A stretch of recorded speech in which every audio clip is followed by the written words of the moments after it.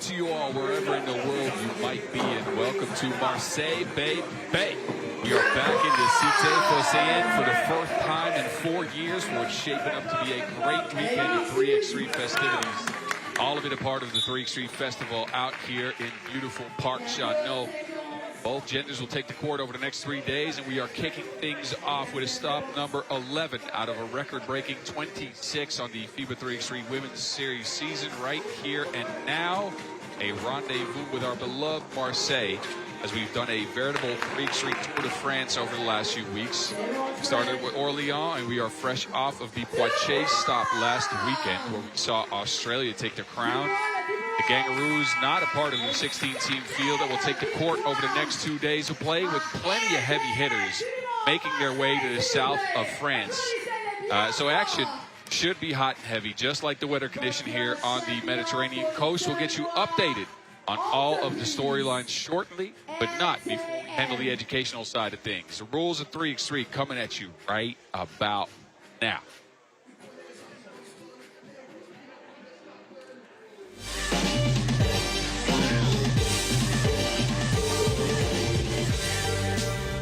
Yo, what's good? My name is Kyle Montgomery, aka the voice of 3x3.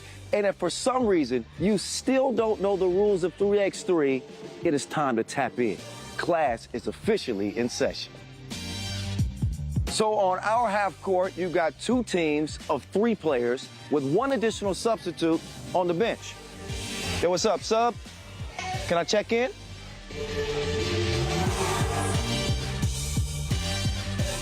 In 3x3, even the ball is different.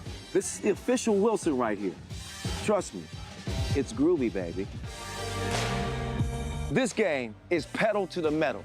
10-minute game clocks, just 12-second shot clocks, and a 1st to 21 scoring format for the win. If a team doesn't score 21 points, all they have to do is outscore their opponent within 10 minutes. And you know we keep it street. In this game, we score by 1s and 2s. Anything inside the arc is worth 1. Anything outside of the arc is worth 2. Still got it. And this game is all gas, no brakes. Literally, after the opening check ball, play is continuous. Make or miss, offense turns to defense, just like that. This 10-minute sprint is just getting started. We'll see you at the top.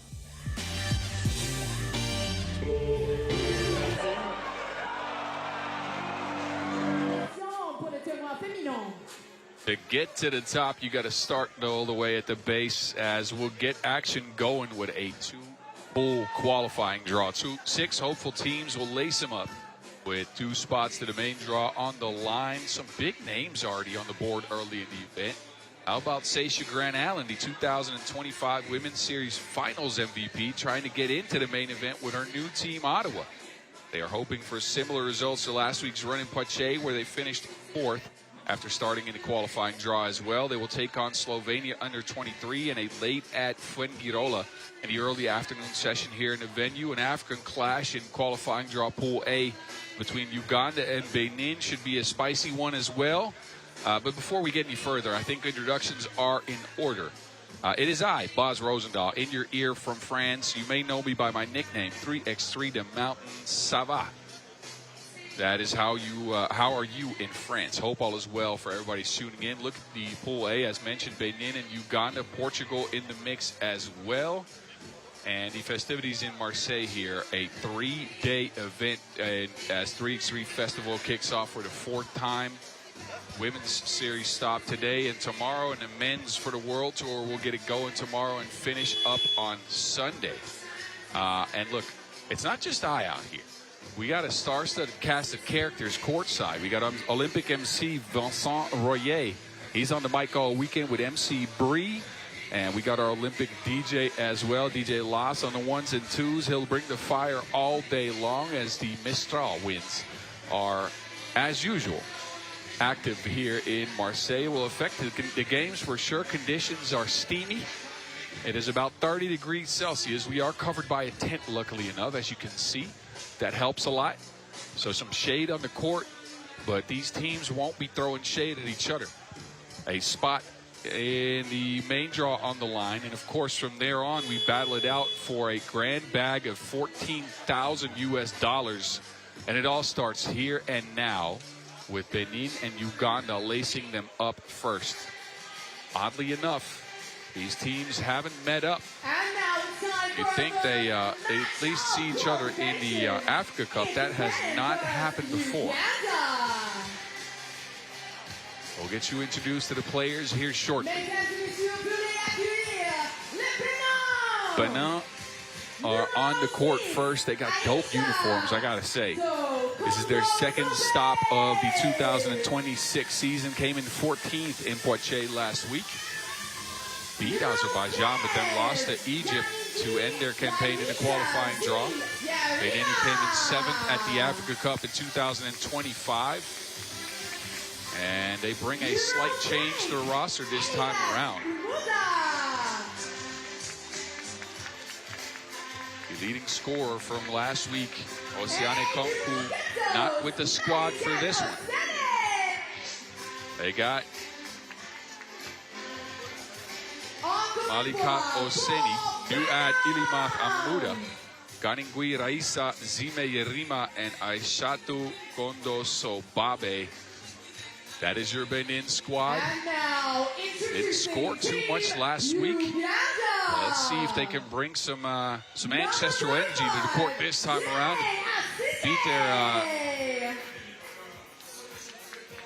Beat their continent mates. I don't know if that's a word. Uganda, a 15th seed. This is their third event of the year for them. 10th in Orleans, 13th in Poitiers last week, where they also ended their campaign in the qualifying draw. They changed one spot. So we got Asinde back. Leslie Vorpal back as well.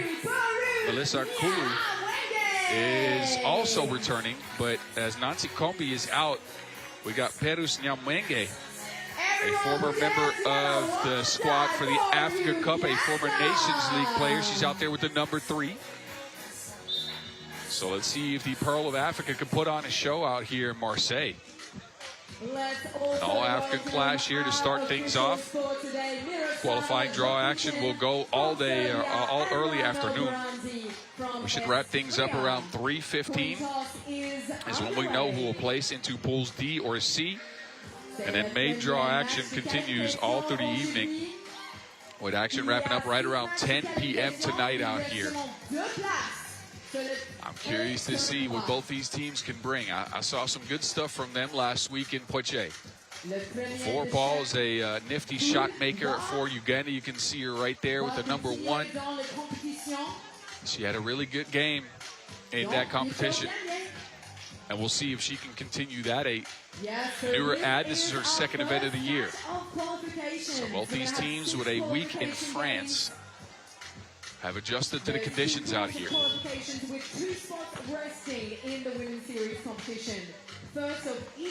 Portugal, of course, waiting in the wings. Portugal may be the most favored team out of this pool, the most experienced for sure at this level of 3x3 competition. Don't count out these African ladies, man. Both Benin and Uganda, they got some skill, they got some shot making, and I think they could actually make a case for making it into Pool C, which is where this qualifying draw, Pool A, will qualify into. So 3 teams, 1 spot. Pool C, of course, features Madrid, maybe one of the favorites for the eventual win out here, as well as France under 25. So Benin, you can see them make their last adjustments.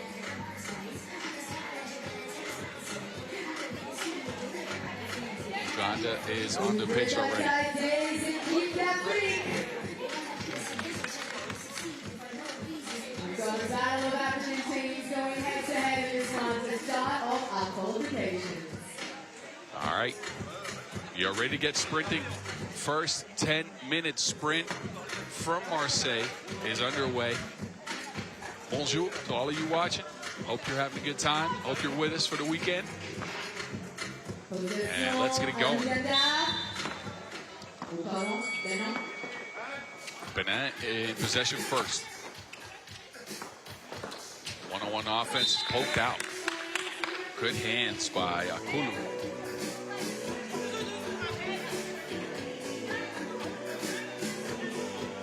So we'll get it reset here. First possession for Uganda.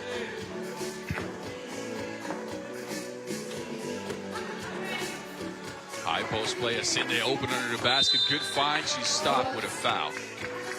Free throws coming up for Jane Asinde. Asinde a good post up target, or at least a good target in the paint for Uganda. And they take over possession here. Asinde again down to Akulu. Uganda's the more sizable team, and they're playing that out early. 2-zip lead to start things off.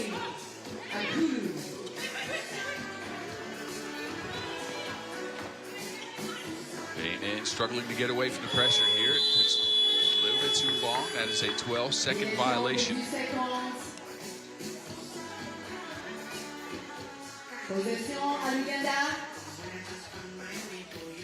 So right back to Uganda we go. You add Nyamwenge on the court now. Let's see what she can do. Run her off a handoff. Nyamwenge lobs it into the paint. There's another big threat down there. Good find, and Asinde again. The combination between Akulu and Asinde in the paint has proven fruitful for Uganda here early.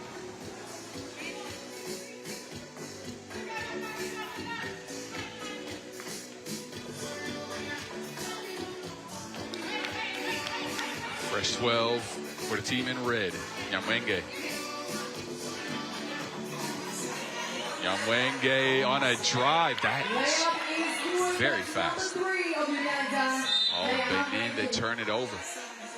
Uganda have come out the more focused squad here in the first minute. They got a 4-zip lead to show for it. In Orient, a 13 in Poitiers. Nyamwenge couldn't find an open player. Drives into the paint, tries to get it down low. But it's off the hands of Akulu. Actually, never mind, off the hands of a Benin defender. He'll leave 3.4 for Vorpal to work with. Leslie, crossing right to left, right to the cup, hangs and hits for Vorpal. Reverse layup is good. What a start for Uganda. Benin are pressured out of a lot of that possession. End up with a bad shot. They go right back down to the body shot. Another reverse there. Asinde again throwing it in reverse. There's Benin finally on the board.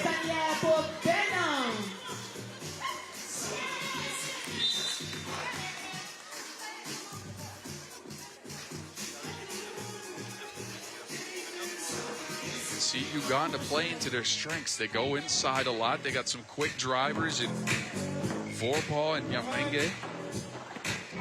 Actually, all of them can drive. Straight to the bucket. Asinde can do that too. Down low, absolutely not. That got sent packing by Vorpal. Midi pull-ups no good.Fading away in the post. That wasn't cleared. Beautiful shot. It will not count.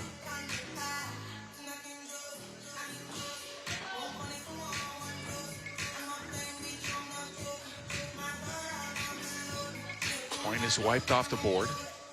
Uganda trying to set their defense.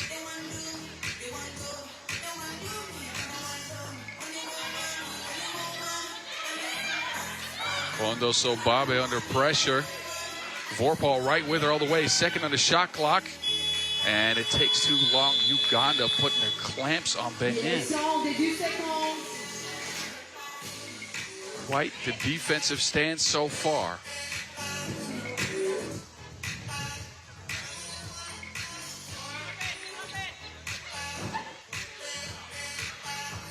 They get it down low to the block. Tough move. Met with a foul. Second on Benin. size down low from Alyssa Akulu. Un lancer franc. It's Uganda at the line to shoot one.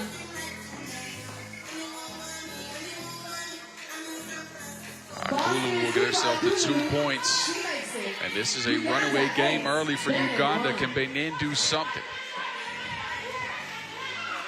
Tough take off the glass. It won't go. Turns into another one. Again, a miss. Nyamwenge avoids the defense. Vorpahl on the front of the iron. Rebound Nyamwenge. She won't get it to go down. A foul, though. We'll send it to the free throw stripe. Un lancer franc. Va venir. So Uganda with a lot of pressure and a lot of force early. Another rebound, and they go back down to Akulu again. And it's becoming quite repetitive. Uganda's got the game plan on lock. They go to Asinde and Akulu on almost every single possession. They got all the size in the world. This version of the Benin squad a little bit undersized. And Uganda taking full control off of that. Potential quick reset here for the ladies. Maybe Benin can find something in the timeout here.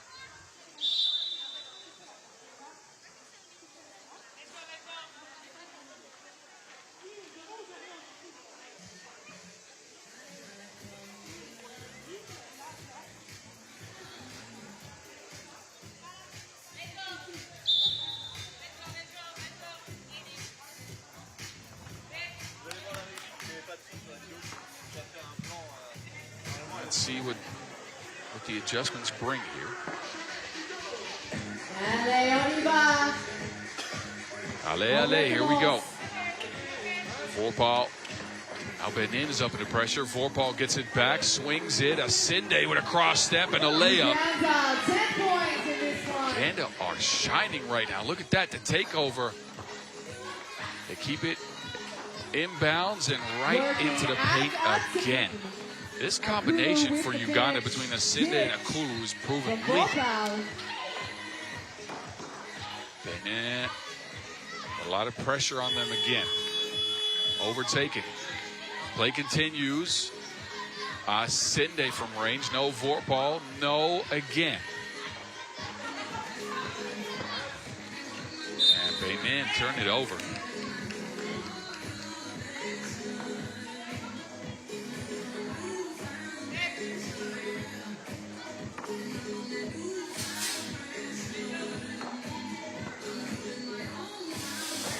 Il reste sûrement 2 places dans le discussion de la Women's Series. Quick drive into the paint. Leslie again, 12-1. Uganda are in full control. Benin, no, will not get the 2. Nyamwenge trying to get involved. That is from Kampala with confidence.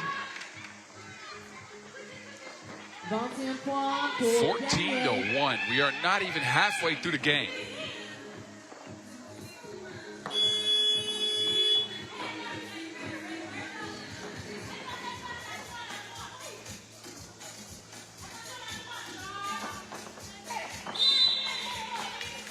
Foul calls.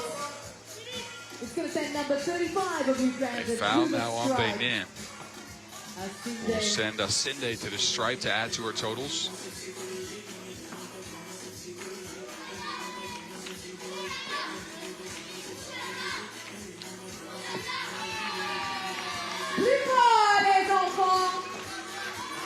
Oh, right through the defense. No, off the mark. Vorpahl. Asinde right back to Vorpahl. Right back to Asinde. Give and go magic. The chemistry on this Uganda squad is real. Look at that. Right back to Asinde down low. And she is dominating. A 17-1 game right now as we've just crossed the halfway mark. Uganda looking to close this one out early.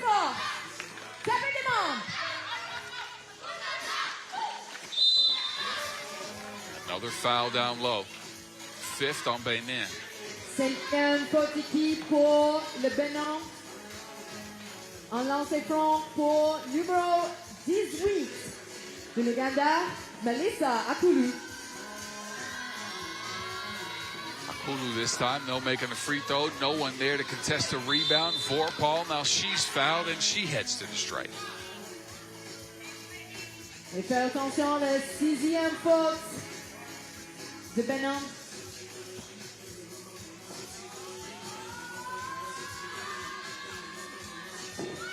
Vorpal, no. Another big rebound out to Vorpal. Lines up a two-piece. No. But the offensive rebound has really been a big factor here for Uganda. With all that size, they have dominated in the paint. They get another deflection. It is out of bounds.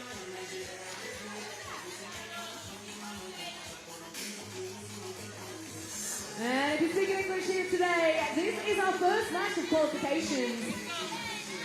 There are 2 pools of qualifications and only 2 places that rest open in the Women's Series tournament. Benin keep it in bounds.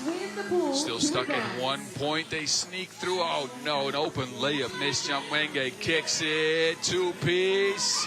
That is water. 20-1 Uganda in a blowout. They take over again. Any score can end the game here. Nyamwenge has it. A deep 2, no. Front iron. Asinde with the board. Lobs it into Akulu. Akulu down low is, well, that is a foul. That was definitely a foul. We can see it here. Yes. That is the double Nelson almost. So Melissa Akulu, the 26-year-old, with a couple of shots here to end it from the stripe.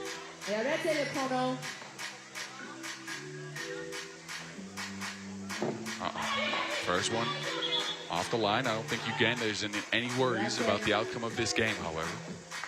One to come. 1 point needed to win. Game in her hands, get ended way early, and Akulu does just that. An absolute blowout from Uganda over Benin. 21-1. My word, what a game. What a game by Uganda, who went through Akulu and Asinde to get it done. They reigned in the paint. They got a lot of deflections, a lot of steals, and were the sharper team. I'll let you enjoy some of the highlights here as the next game is on deck in 7 minutes. They can stay right here for all 3x3 from Marseille.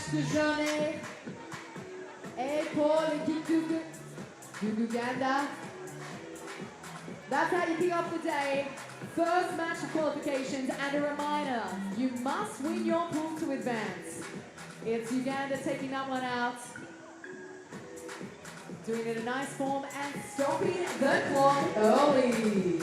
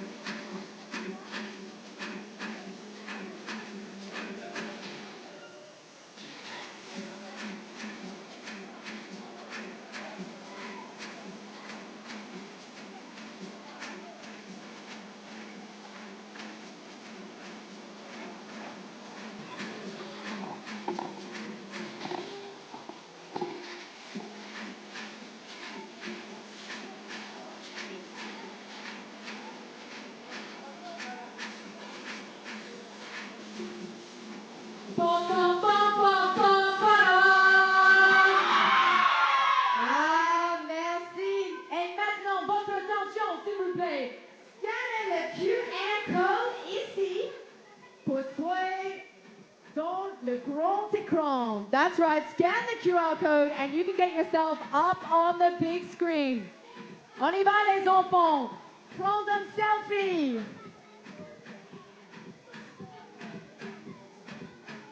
Envoyez cette photo sur le fan wall. Let's see those photos on the fan wall. I'm going to take one now as well.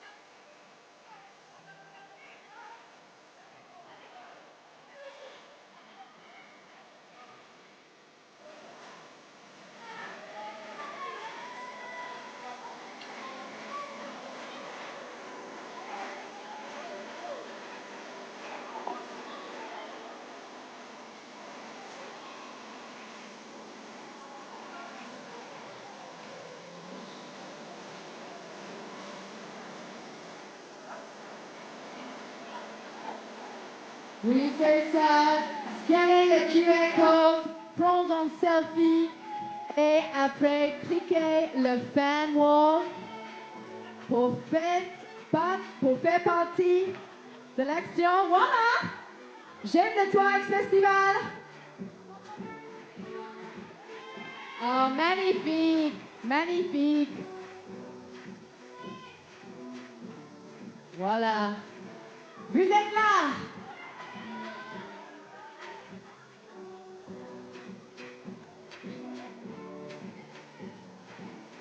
Keep scanning that QR code and get amongst the action.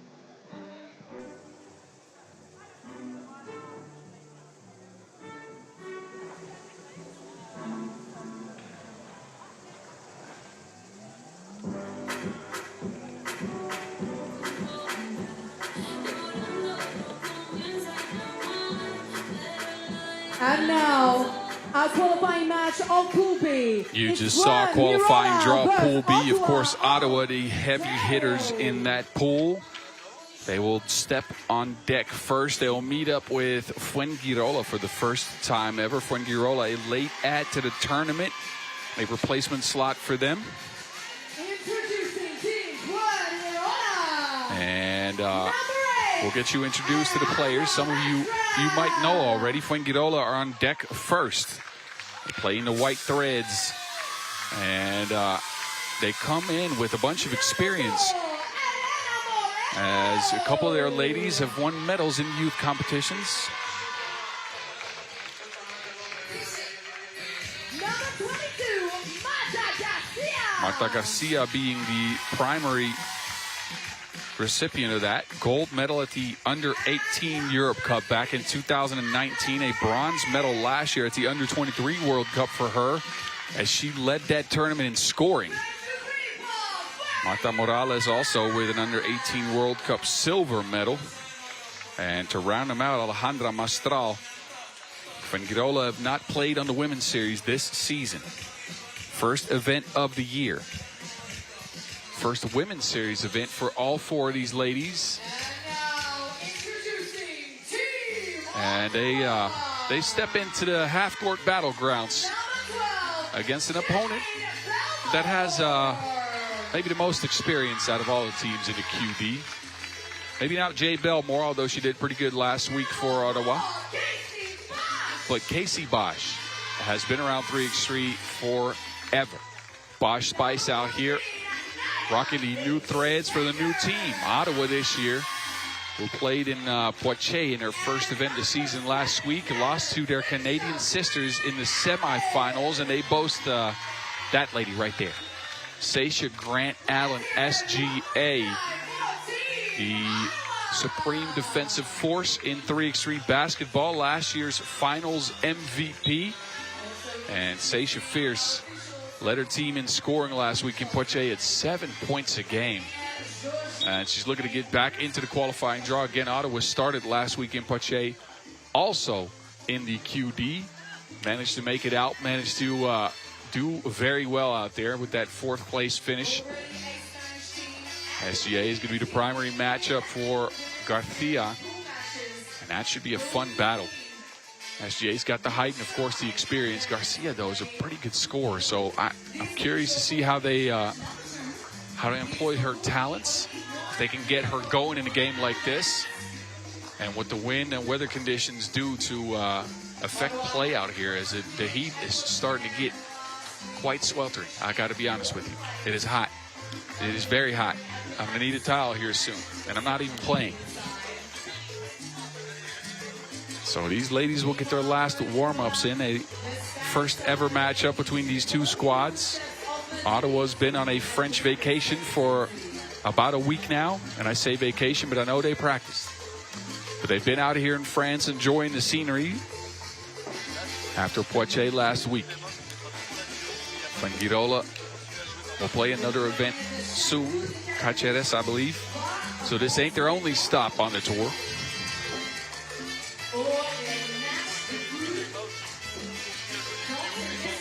Question for Ottawa is, can they get the scoring going? Nigel Becker was a nice ad. She averaged just over 4 a game for them. But a 2-point percentage for them in Poitiers last week was slightly underwhelming.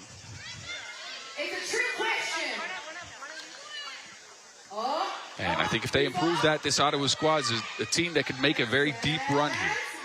They boast a lot of talent, a lot of ladies that have played at the highest levels of 3x3. I mean, Bosch and SGA. Bosch gold medals at the AmeriCup in 22, 24, and at the Champions Cup in 25. And SGA, of course, a part of that 24 AmeriCup run, as well as the Champions Cup in 25. They will not start with possession, however. That is Fuengirola.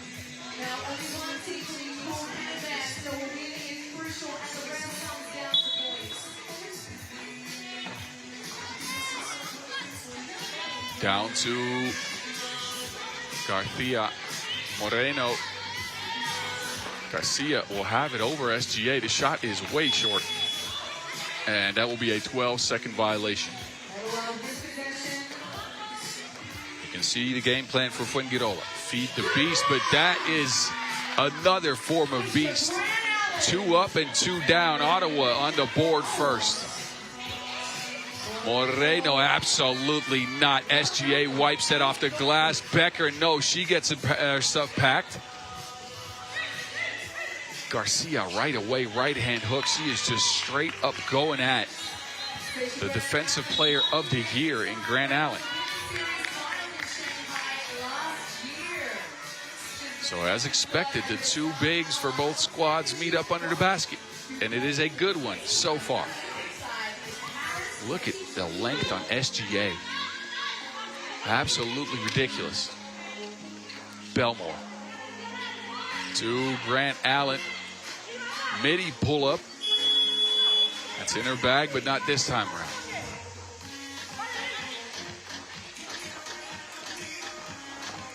Oh, strong drive to the cup. And there's Fuengirola's first point. Morales doing the honors. Grant Allen again. That one just off the mark. So SGA playing from range in this one. That is a nifty, nifty play. Elena Moreno with a slight hesitation will take the bump and take the bucket. 2-2 game. And Moreno will get a chance at a second point from the free throw line. Triggers that one in. Ottawa take over. Belmore from the corner. So Ottawa not deterred by that 2-point percentage from last week, which was 11%.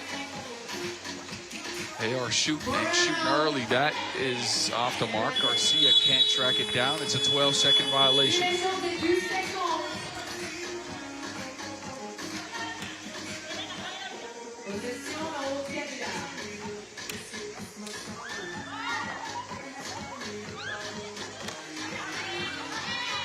Becker to Belmore, give and go. Belmore with a miss, but some physicality involved there. So now Jade Belmore will get to the line, a member of Toronto last year in a women's series event. Gets the nod to be on Ottawa this year. And Ottawa, again, a big part of the Canadian strategy now. They, I guess, broke up the core. Bosch, such a long-time member of that Canadian first team, SGA as well. They break them up, they put them on Ottawa and try to see if they can get two teams going. That won't go. So another good defensive stance on the Canadians.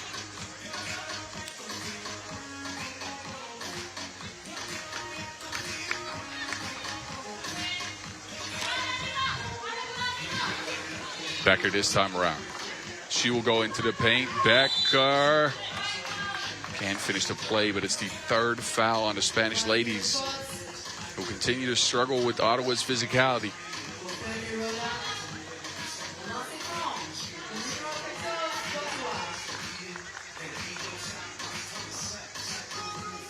Becker, lefty stroke is broke. They want to get it to Garcia now, who's got a smaller defender on her. Garcia, look at the strength.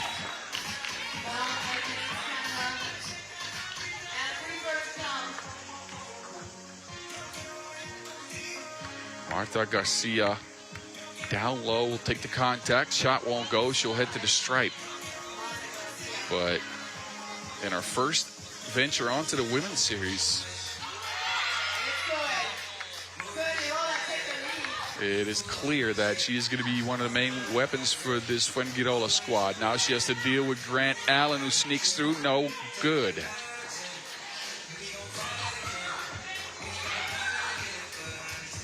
Morales to Garcia, midi pull up. And Ottawa take over yet again. Handoff action. Belmore now. Down low, Becker. Fakes, drives. Becker steps into a left-hand hook. Garcia holds up really well on defense on that possession. Morales. That is tough. That is tough. Over Grant Allen. And SGA, another 2 points slung up there. Ottawa still not shooting a great percentage from two. And meanwhile, Fuengirola just keep it trucking. 6-3 game here. Becker helps out. That is just what Ottawa needed. Some poutine power. 6-5, Morales. Well. So all of a sudden, offense is unlocked. Saw a lot of defensive stances early. Now all of a sudden, both teams are getting to their spots. A foul called on Ottawa. What an upset it would be if Fuengirola, in their first ever women's series event, could continue this type of play and potentially sneak in a victory against a highly experienced Ottawa team. I said these Spanish ladies have some experience. That is absolutely true on the youth level. But again, this is their first venture into the seniors pro level 3x3. And so far, so good. They got 3 out of Moreno and Morales.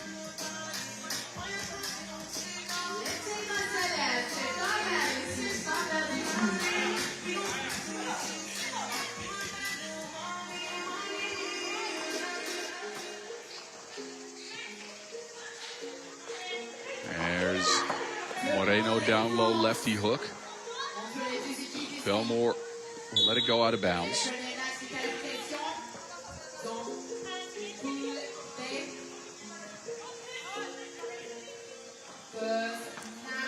Bosch spies to SGA. Ottawa try to work it around. Belmore off the handoff. Three-screen action. Belmore can't shake the defense. It's Bosch Spice now. Pulls up from 2. That is undershot and a 12-second violation. Fuengirola with Ottawa there every step of the way.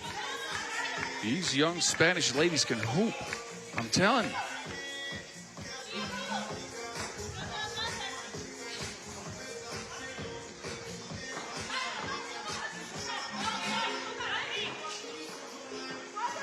Garcia spins free. No. Had to start that action from way outside the paint. Now it's Becker going right at Garcia. Kicks it. Belmore tried to step through. Good defense on Morales, who takes the rebound as well. Now Garcia has a mismatch. She wants it. Pass is thrown, but 3 in the key. She never established position outside the paint.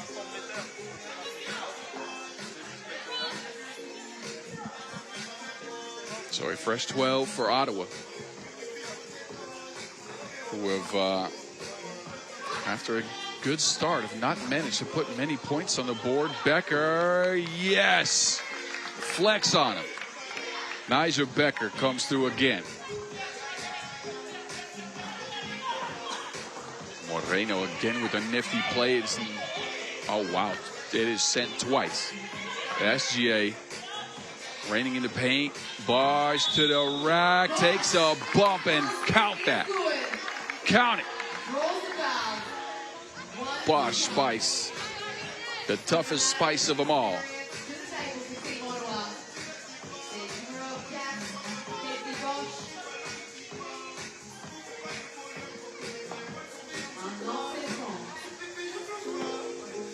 KC can make it a 2-point player and get her team a 1-point lead. Does just that. As we have crossed the halfway mark in this game. Not the highest scoring affair. Oh my goodness. Mastral faster than the Mistral wins out here.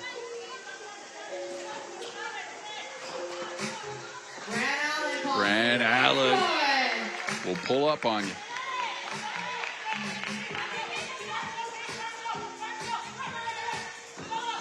Mastral tries it again. Can't shake Belmore. Good defense on Ottawa. Good defense on Ottawa. Belmore there every step of the way.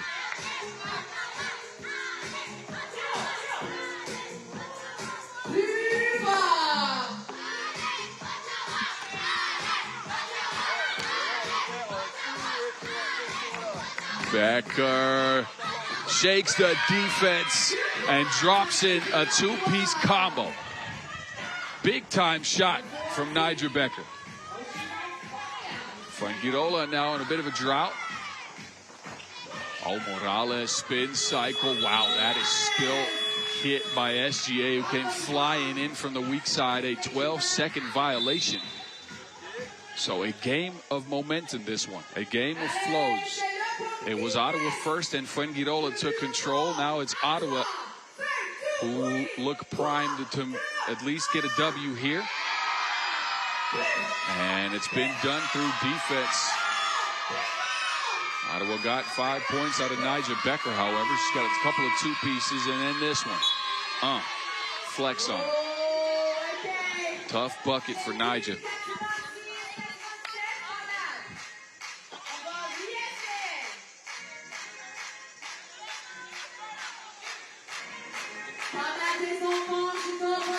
Possession back to Ottawa. As we look back at some of the highlights. Becker to Belmore. Belmore, she wants to join the 2-point party. Cannot. Fuengirola, I don't believe, have gotten a single 2, and now they'll get a turnover. Moreno couldn't squeeze to Wilson.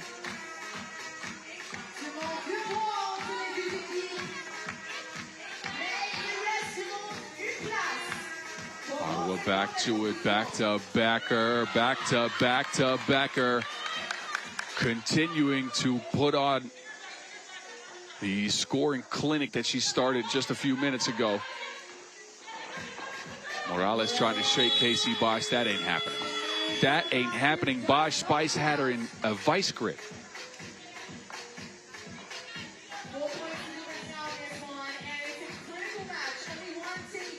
12-8 all of a sudden, and Fuengirola are looking a little bit rushed and out of sorts. The one-on-one offense ain't working all that much. They have not found Garcia after a couple early attempts. And they have to deal with Nigel Becker, who is showing out.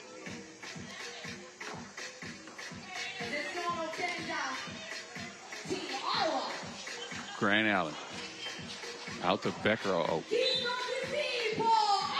took a spill, right back up on her feet.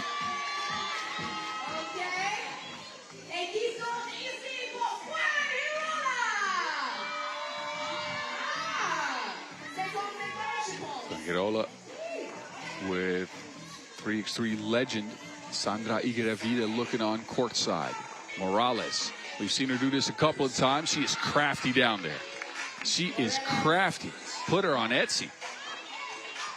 12-9. That is some oxygen for Fuengirola, but that is not. Right back to the chokehold. 13-9 now. Ottawa continue to be in control of this game. 2 minutes and 38 seconds to go. Morales, this would help. And then a foul called in the rebound underneath the basket.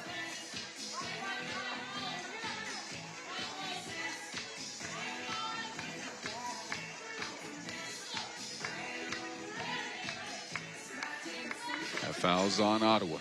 So the Canadians will give up a possession here. Mastral.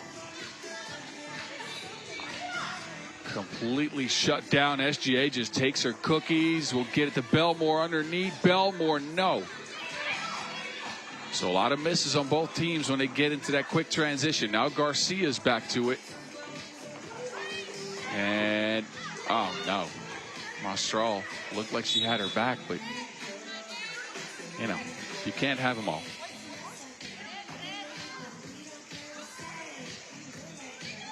It'll go out of bounds. It will have Ottawa start with a fresh shot, a fresh-ish shot clock, I would say. Becker.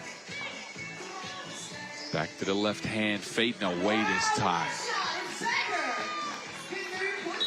Becker showing off the full range here with a couple of twos, some takes into paint. Now that fade away off the glass as well.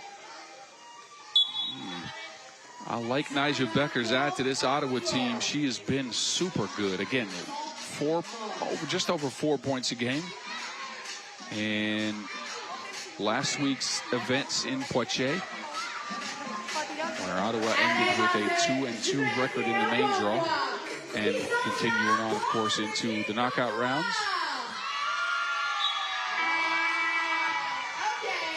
And if this is what we can expect out of Nigel Becker, then Canada has found themselves a good one. Fuengirola now down 5. They need to find something and find it quickly as we are under 2 minutes to go.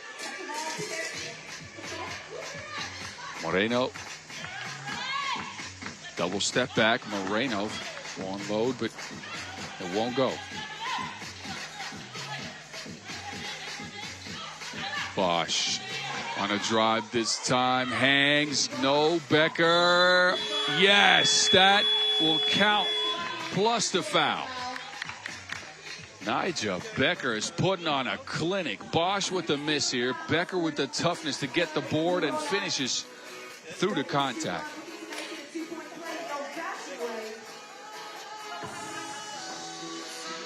Could get her total to 9 points here. And will not do it. Go out. Ottawa do retain possession.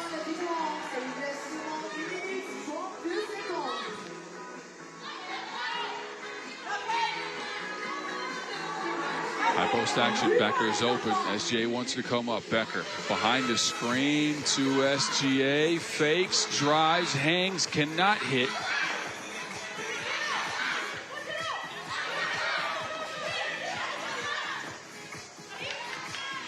Morales around the screen, but the Canadian defense has been suffocating. That is good offense, and that beats good defense. 2 up and 2 down for Moreno. Answer for Ottawa right away. Belmore straight to the rack, and then a deflection on Becker. telling you, when Canadian teams operate at their best, they always have a ton of deflections and a lot of defensive pressure. And this Ottawa squad is made in similar fashion. Screening action for Fuengirola now. Under a minute to go. They need a score here. Morales can't get it. And will be called for a foul on the rebound. That'll send Belmore to the stripe for 2.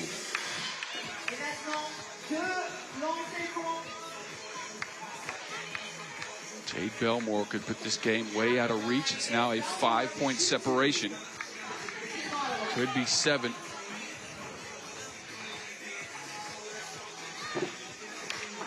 First one is a miss.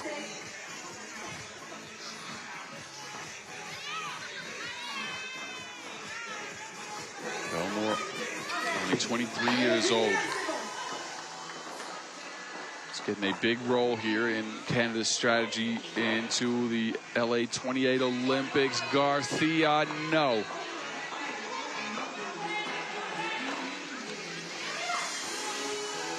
Bosch to Belmore. Belmore stops on a dime, whips it to Casey Bosch. Big time bucket for Bosch. Spice in 19-11. All of a sudden, Ottawa are 2 away from game. Morales stuck on the baseline. Mistral spins free float game. Ooh, that had some touch on it. SGA works it back. Bosch, Spice with the fake and uh-oh.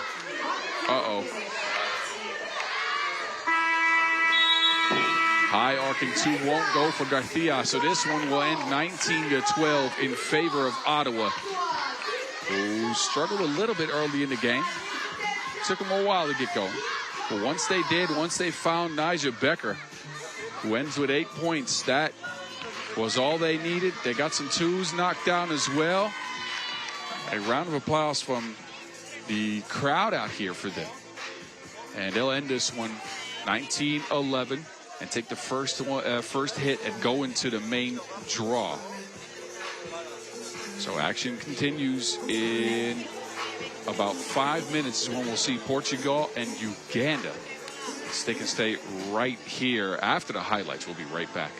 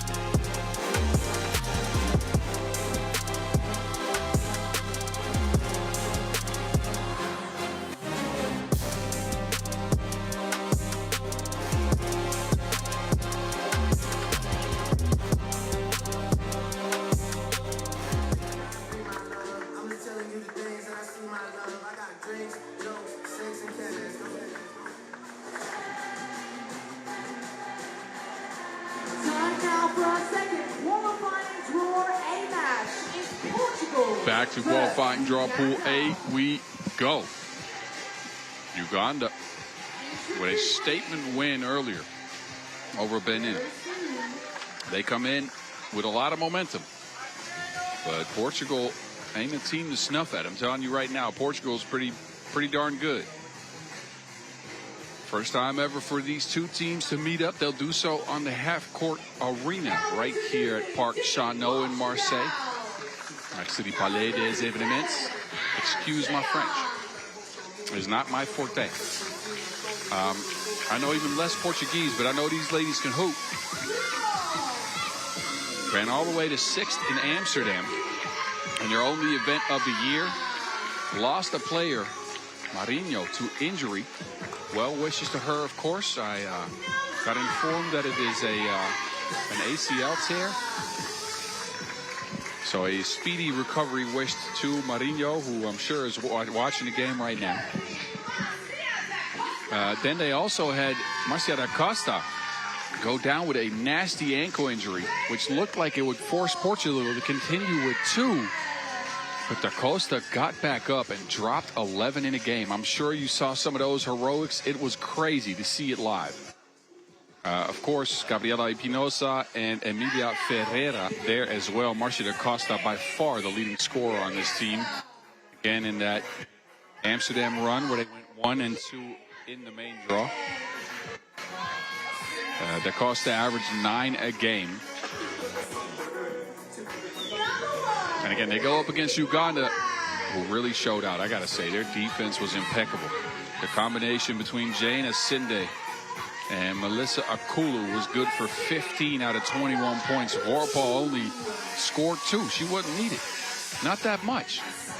There's Akulu. The size of this squad, the length of this squad is undeniable. And I don't know if they've come in with with a different energy than I saw from them last week. A lot of confidence on the squad. All smiles right now as Nyamwenge makes it to the court last. And this is a good barometer for Uganda. I'm telling you, if they can win this game and get into the main draw, which is what will happen if they get a dub. That is a statement. That's quite the statement from Uganda, who have been active in 3x3 over recent years. We haven't seen them go on a deep run. We'll see what they can do with Portugal and their new ad, as of course they had to replace Marinho. The one to do it is Ana Cunha. Not much experience for her first women's series event, so we'll see how she can impact the game.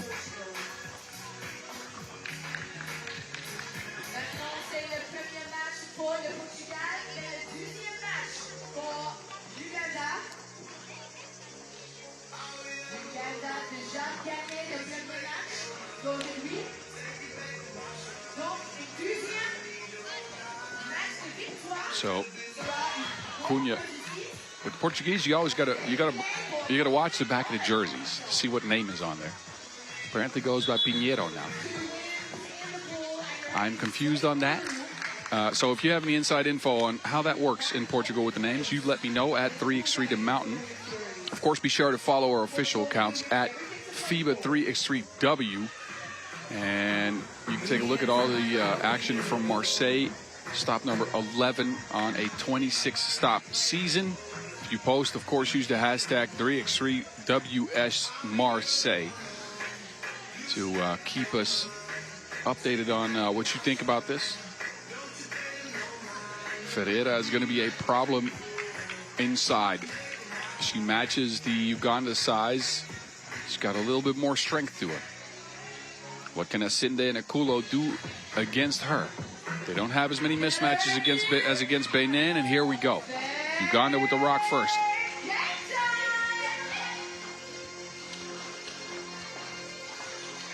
Quick drive is thwarted by Portugal.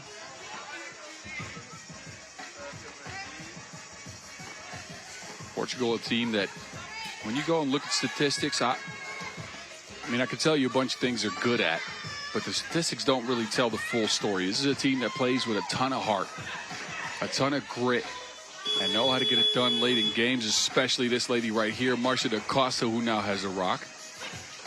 Ankle seems fine for now. Espinosa down to Ferreira. It's broken up. There was a Ugandan hand in there somewhere.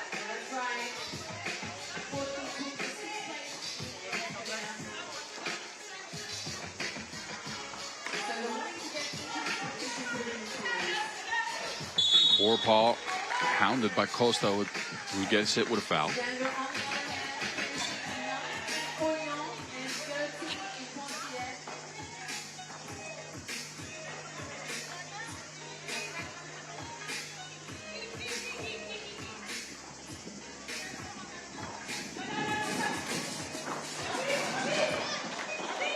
Vorpal lobs it. No, Ferreira with a hand in there. Nyamwenge.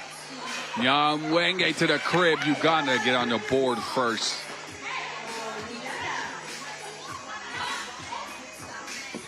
Two-piece off the mark for Ipinosa. Big rebound. Back to Uganda and Nyamwenge. Now, Vorpal wants to get involved. Two will not go. But this is where they made their living last game on the offensive glass. Akulu that time around can't get it. Oh, my goodness, Ferreira with a power move. Bully ball down there, but can't get the make.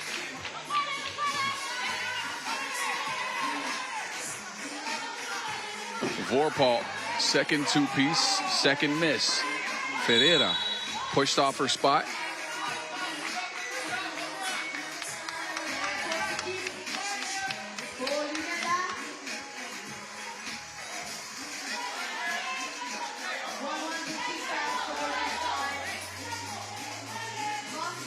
It'll end up, after some confusion, Portuguese ball.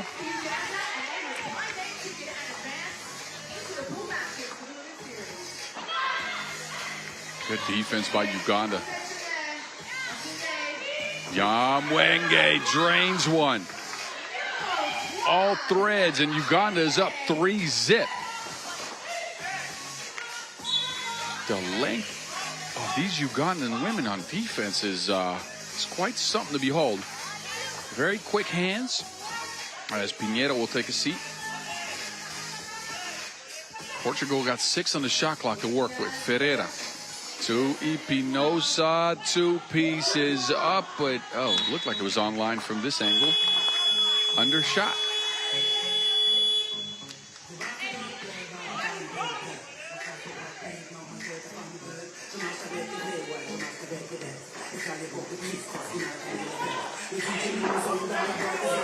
Asinde, oh my goodness, almost switched hands midair. I didn't see that one coming. It will not be a make, however. So we'll not add that to the highlight reel for Uganda.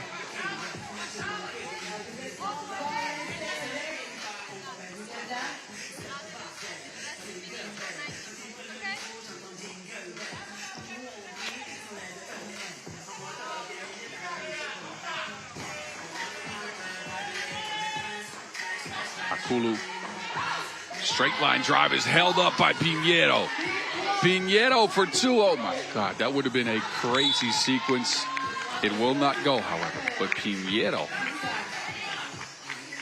that is a block and a steal. Man, great hands from the new ad for Portugal.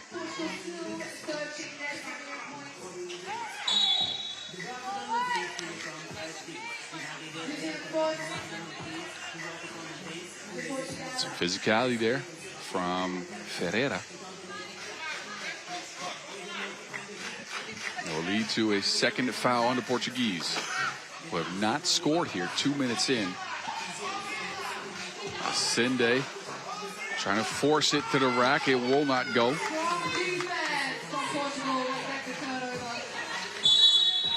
Offensive foul as Ferreira leaned into the screen.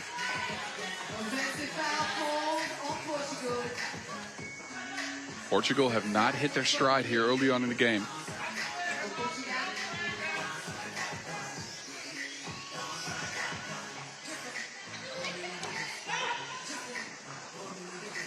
Asinde with a touch on the block. It's almost double teamed by Ipinosa. Throws it in reverse. Pinheiro holds up again. Now Pinheiro almost sneaks through. Uganda will get hit with their second foul. So a back and forth affair here with a lot of defense. Portugal unable to score so far. That is worrisome if you're watching from Lisbon. But they got a lot of time to do it. They haven't gotten Marcelo Costa involved at all yet.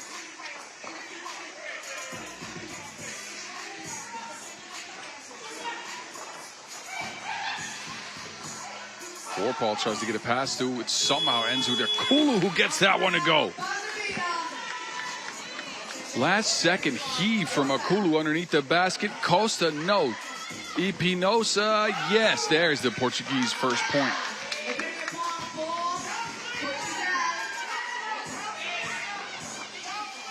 Vorpal working the angles. Can't get the mid-range to fall. Can Portugal get Costa going is the question here. 9 a game for Costa coming in as Ferreira takes a spill. But 9 a game for Costa coming in. She has no points here. 3.5 minutes in.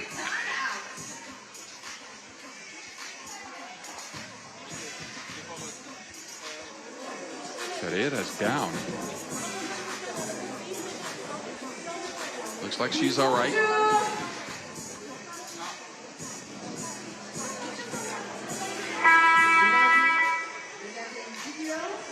So adjust the mouth guard. Gamba, meanwhile, taking advantage by having a slight timeout here.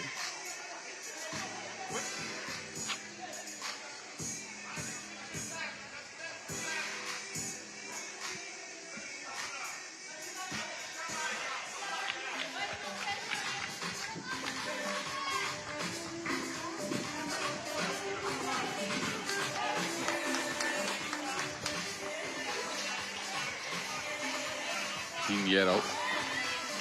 Uganda still got all the defense. Pinheiro's down. Wilson is almost out. Costa from the corner. That is just off the mark. She'll get her own rebound and miss. It ends up with Nyamwenge. Nyamwenge.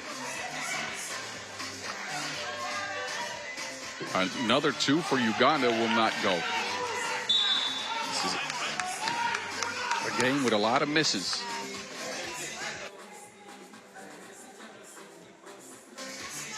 A lot of missed opportunities both ways. Down to the gritty defense both teams have displayed.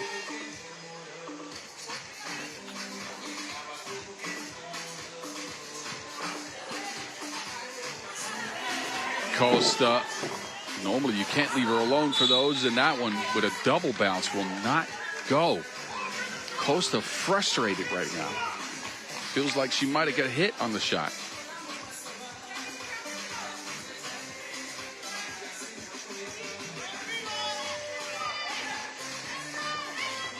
Espinosa saves it inbounds. Ferreira, 2, no good. You wonder if the windy conditions in Marseille have anything to do with all of the 2-point misses that we're seeing.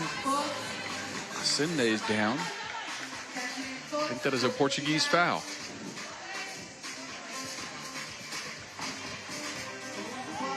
But as mentioned, it is quite windy out here in the south of France. The Mistral winds are continuing to buffet the venue.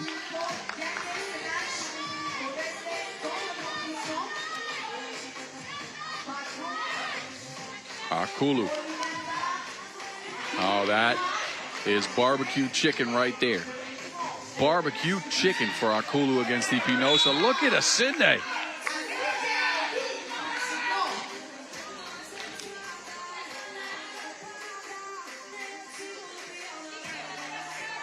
Asinde with a sende. Sent that one out of bounds. Portugal, 3 on the shot clock. Espinosa steps through and can't get it to go. Beautiful move by Gabriela Espinosa, but can't reward herself with a make. She will head to the bench.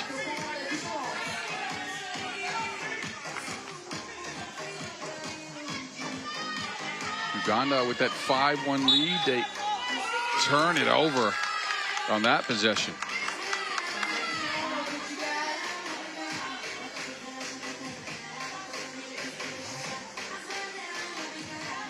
So Portugal with a chance here to do something. So Ugandan defense wasn't just all show against Benin. They have really made life difficult here on the Portuguese. Costa, screening action for Espinosa. Espinosa, ooh, threads the needle. Beautiful pass, and Costa with the finish.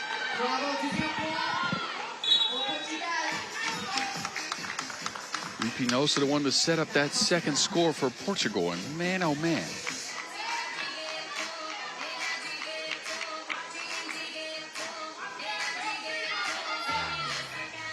Uganda worked the cross screen angles here. Try to get Asinde a look, but Portugal, not a bad defensive team either. Costa has a mismatch down low. Espinosa trying to get it to her, and Uganda will get hit with a foul.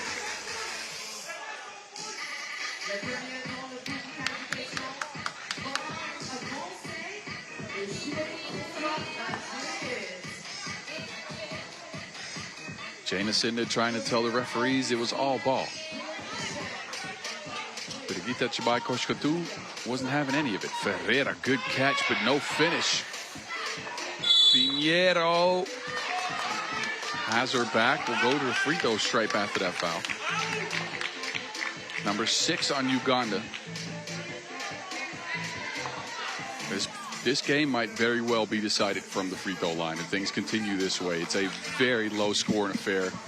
Ton of defense being played, ton of physicality shown. Pinheiro trickles that one in. It is a one possession contest just like that.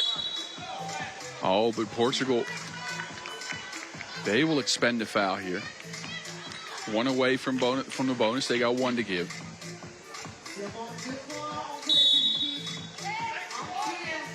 Warning for delay of game now extended to Uganda.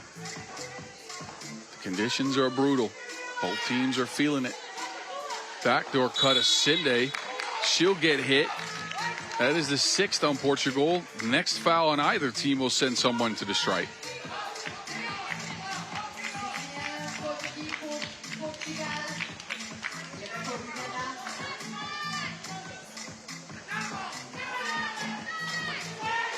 Maybe Uganda can play out the height difference now with Ferreira on the bench. Ferreira only needed about a 10-second breather. She's right back out there.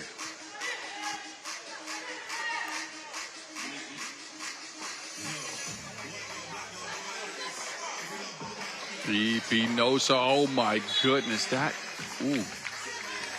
was almost a play worth talking about. Scrumptious. But the pass, just a little too much heat on it. Costa couldn't find it. Costa, by the way, the leading scorer for Portugal, has only 1 point. And there is a foul that will send Uganda to the stripe for 2.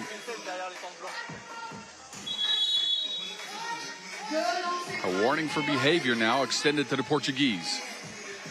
And a couple of free throws coming for Jane Asinde, who is scoreless so far in the game after leading her squad with 8 against Benin.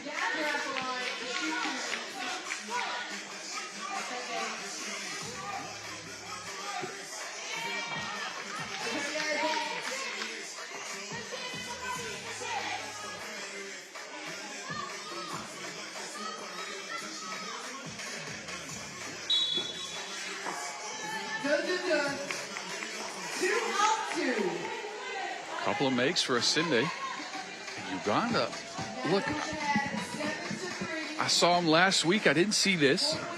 They've come out with a lot of focus and a lot of defensive toughness in this one. They played through their strengths, and I got to say, 7-3 lead is nothing to overcome for Portugal. They can do that. With the Ugandan defense the way it is, though, I'm not quite sure.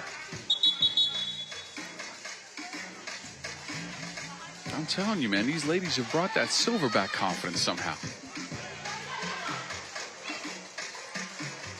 Akulu looking to make a move on the baseline. She will not get it to go. An open look is missed. Costa will get free. 2 free throws coming for Marcia.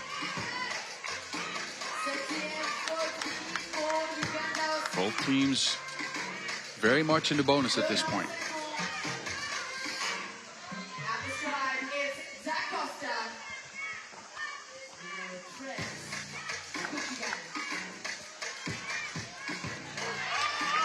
Costa could end up making it a 2-possession game with a couple of makes here. Portugal, we've seen what they can do in tough spots. They usually rise to the occasion.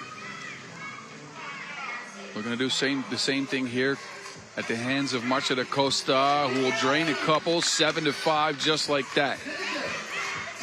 Vorpal can't shake Espinosa. Steps through. Vorpal through the contact will hit. 8-5. Costa's getting more involved, but oh no, carrying violation.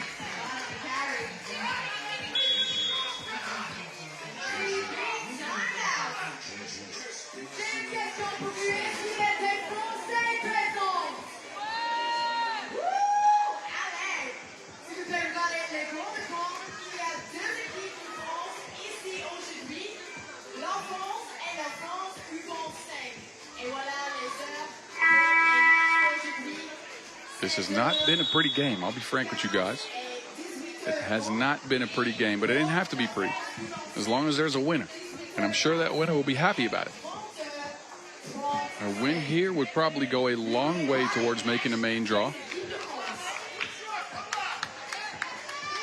As you'd expect Portugal to take care of Benin, unless some crazy stuff happens. Anyway, that's neither here nor there. Ascende turns it over. Costa lobs it. Pinheiro, look at this. Oh no, stripped. Look at the swarming defense for Uganda. Whoa.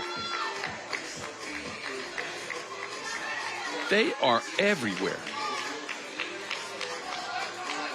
It's like they got 3 hands each.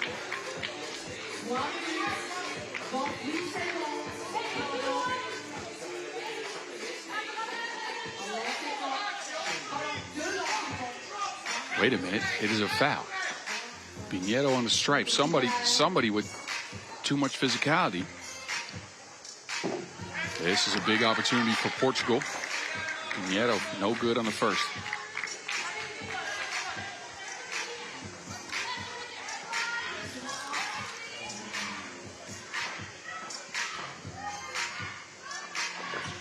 Second one will go. Nyamwenge out to Vorpal. No. Gets the rebound to Ascende. Ascende will force up a shot. No good. It's Espinosa tracking it down.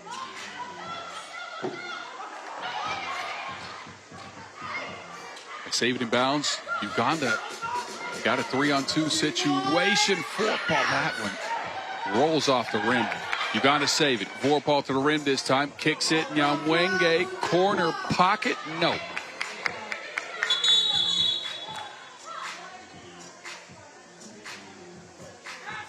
Espinosa looks shaken up. Not quite sure what happened there. Espinosa took a spill there over the boarding, and I think that's what did it. I really hope we don't see another Portuguese injury. We've seen enough of those this year.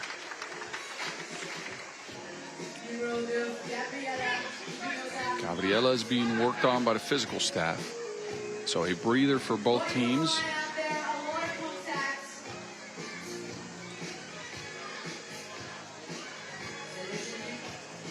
You can see the grimace on her face. There's obviously some pain involved. Looks like she is getting back up on her feet, though. Walking gingerly, but still walking. Okay. That's at least a start. She will take a seat on the bench. And we'll get back to the action here.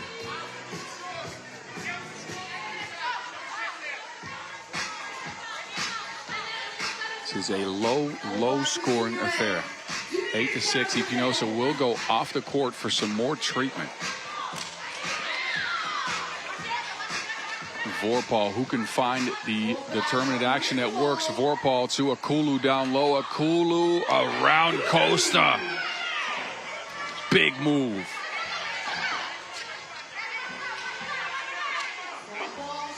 Portugal will now go into the paint. Pinheiro. No, Ferreira has it. Ferreira.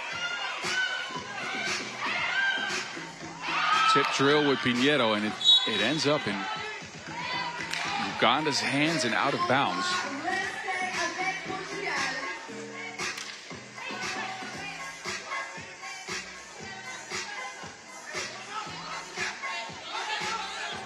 It is Uganda possession after that. 2 minutes, 14 seconds. Separate us from the only winner in this one. Uganda's got the best papers. They've gotten 3 out of Akulu and Nyamwenge. Pettis Nyamwenge, by the way, look, for a first time stepping onto the women's series and being a new ad at this type of level outside of the Africa Cup, not a bad day so far. She will take a seat on the bench now. Vorpal to Ascende. Ascende on the move. Hangs, cannot hit. There's a foul involved. And we'll see Jane back on the line.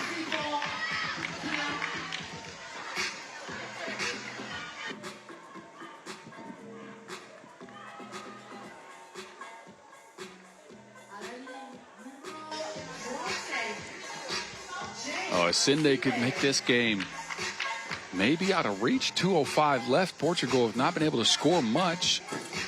And Asinde cannot get the first one.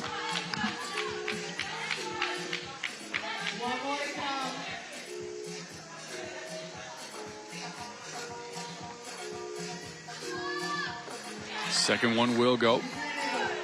And Uganda in firm control. Oh, Ipinosa's back out on the court. Quick hands. Behind up, back to Costa. Costa attacks the paint. Costa, oh, another foul. Man, these teams are going hacky, Chan.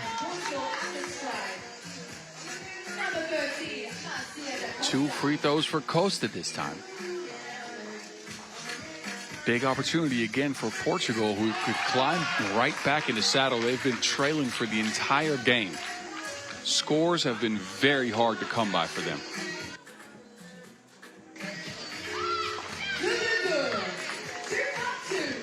So 8-10. Big bucket for Asinde again. She's the one leading the team, and then it goes out.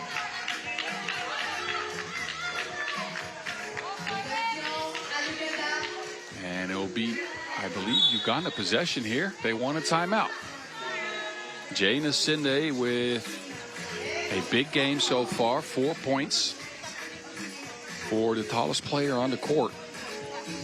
And she's gotten it going with several scores inside. Free throws as well. Uganda hold a 3-point lead. And don't forget, if Uganda win here, they are into the main draw, which would be ridiculous. Craziness. They didn't manage to get the job done in Poitiers last week. I think last year was when we last saw Uganda in a main draw somewhere. I have to check. I'll let you know. Big take. 12-8 just like that. Vorpahl under the basket. 2-piece answer for Costa.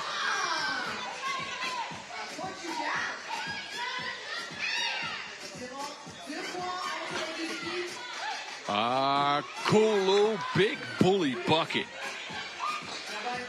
Get in the weight room with Melissa Akulu. Costa kicks it right over top of Ipinosa.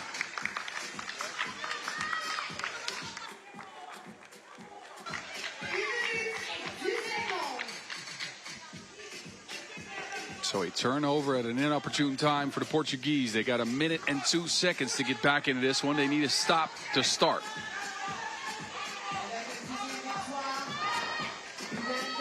Vorpahl spins free. What the okie doke? You gotta play it at the Y and be 40 plus years old to have that one. Pinheiro working on the knee bounce, and Portugal just cannot get the scores they need. It seems like.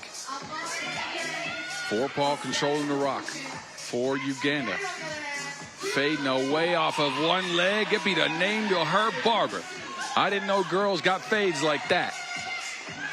Ferreira. Uganda cruising right now. Nyamwenge low on the shot clock.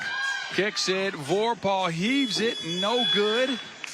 It'll go out of bounds, but Portugal is almost out of time. 7.2 seconds left.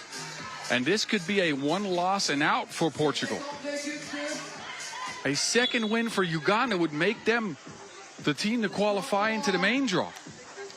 Timeout on the floor. Portugal need a miracle right now. They need a miracle.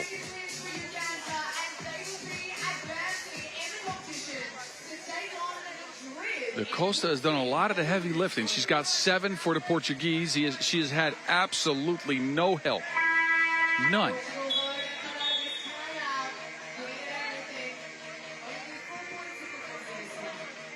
Portugal need a bucket, a stop, and another bucket to tie things up. They're going to need to shoot very quickly. They start with Ipinosa on the ball. She'll get it. To Costa down low. It takes a lot of time off the clock. Out to Costa, sidestep, two-piece, and Uganda make it into the main draw. Kampala Rhythm, Marseille stage. They get the job done with a couple of dubs in QDA. And as mentioned, I would look it up for you. I think last year is when Uganda made it into the main draw of an event once. Actually, 3 times, but they started in the main draw 3 times, I believe. Anyway, Uganda will get the job done. They move into Pool C action, and we'll see them later on today. We will, of course, see Portugal one more time, but that'll be it. That'll be it. After that, we will not see them again after taking a 14-10 L in, well, frankly, not the prettiest of games, but a win is a win is a win. We get the highlights, then we get the next game. Don't you worry. We're right back with Slovakia under 23 in Ottawa.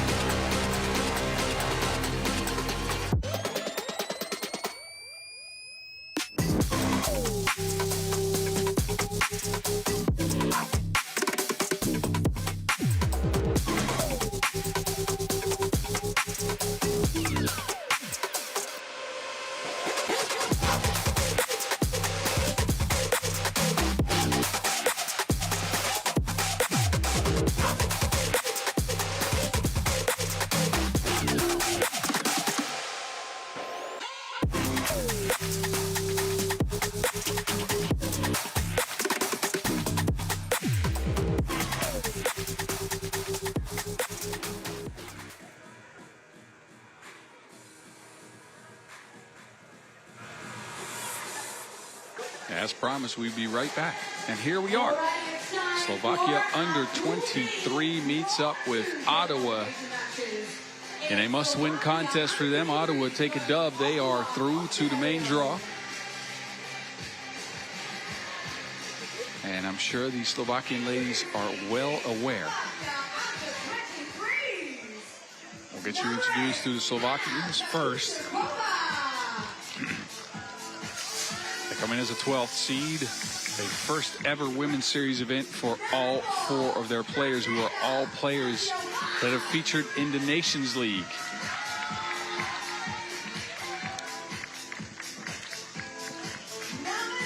They do have some size in Hanna Jakubčeková. She's joined by Rebeka Gadziova, Teresa Vandlikova, and Terezia Krajslova. And I apologize to everybody watching from Slovakia for those butch pronunciations. You please let me know how I do it right. Please. Anyway, a first venture into the women's series for ladies from the High Tatras. And I'm curious. But their opponent might be a little bit much to handle here. Just a tad, maybe. Team Ottawa. A 19-12 win over Fuengirola earlier. Got them in pole position to close out this QD. A win here will punch their ticket into Pool D in the main draw. Casey Bosch had a good game against the Spanish. 4 points, knocked down a 2-piece, but she was the star of the show. Nija Becker. 8 points. Scored in a myriad of ways, showed her toughness under the basket, dropped in a couple of 2-pieces as well, and of course 3x3's very own SGA, Sasha Fierce, Sasha Grant Allen out here. We don't record blocks in the qualifying, Joe. If we would have, she would have been at like 3 or 4, I'm telling you. She is the Canadian Tower of Power.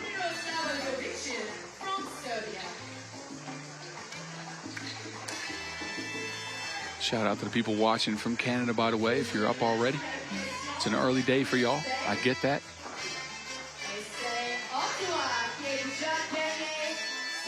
Happy Canada Day, of course, which is just a couple of days ago. July 1st, I believe. So I hope you enjoyed all that. And I hope you're enjoying the action from Marseille so far. I'm sure if you are from Canada, you do. You're tuning in for Ottawa. They picked up a dub. The other Canadian team, of course, looking to get dubs as well later on the day.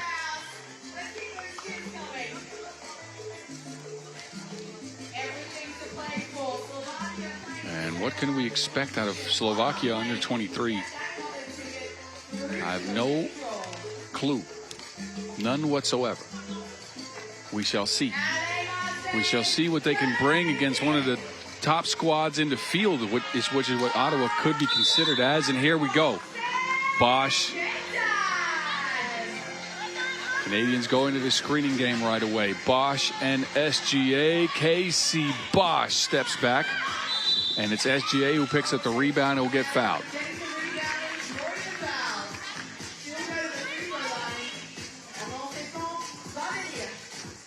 What will Slovakia under 23 do against the size of Sasha Grant Allen? Size and skill, I should say, because highly skilled, of course.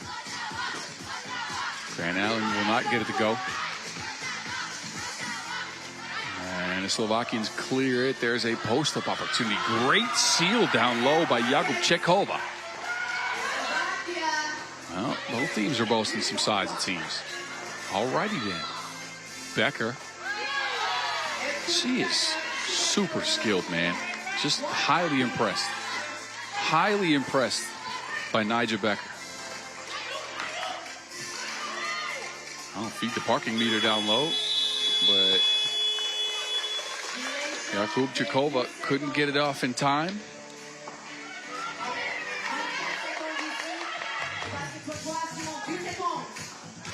Now she has to deal with Grant Allen. Grant Allen trying to spin free, can't get it. Belmore around the screen, give and go action. Good design there from Ottawa. They'll get their second score. Jakubčeková trying to beat Belmore to the spot. A somewhat forced heave there. And there's a Slovakian foot on the line.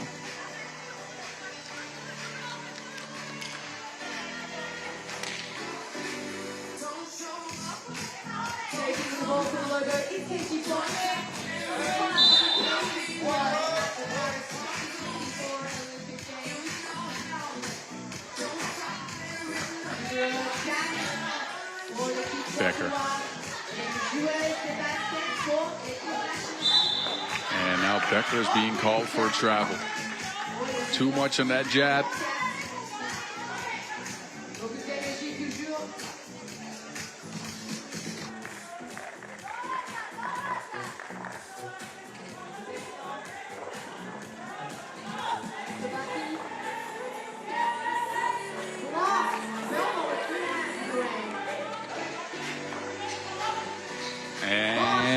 Casey, big time bomb from Bosch Spice. No answer from Slovakia, but a foul. Trip to the free throw stripe at least for Vandlikova. But Casey Bosch, man, I'm telling you, I'm looking forward to this Ottawa experiment, to be honest with you, just because Casey will get more offensive opportunities. And every time that's happened, some good stuff has come out. SGA don't need more offensive opportunities. Well, maybe a little bit after that. Jakubčeková just threw that one out of bounds. She got 5 on it.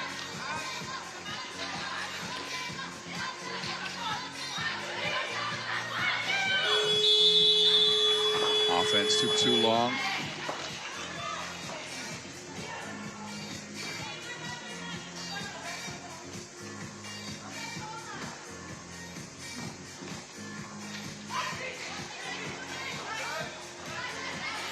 Jakubčeková down low. She's been the The focal point of the Slovakian offense steps through here. Yes. Deliberate with the footwork into post. Now she has to deal with SGA. That is another block on Jakubchikova, who's holding up well against Sasha Grant Allen. Okay. All right. Look at the good hands on Jakubchikova, poking the Wilson out the first time. Second one, maybe not so clean. No count as a foul.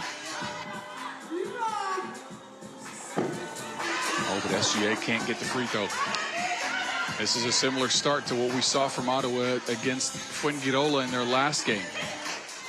Took a while to get him going. And Slovakia are struggling with the Canadian defense, as expected.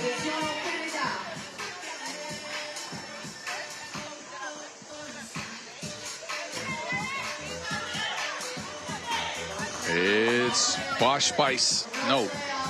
Grant Allen also no. It's poked out of bounds.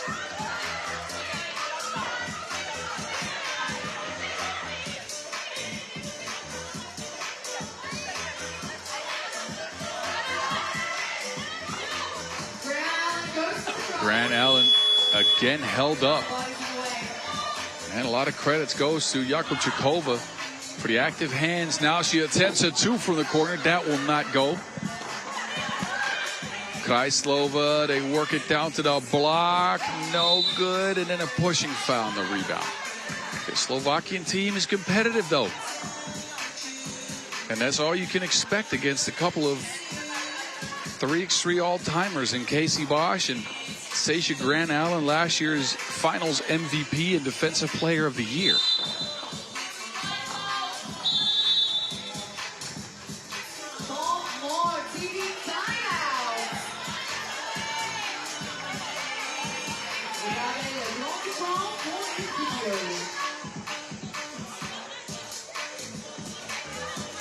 So another low-scoring game, as we've kind of seen all day here in Marseille.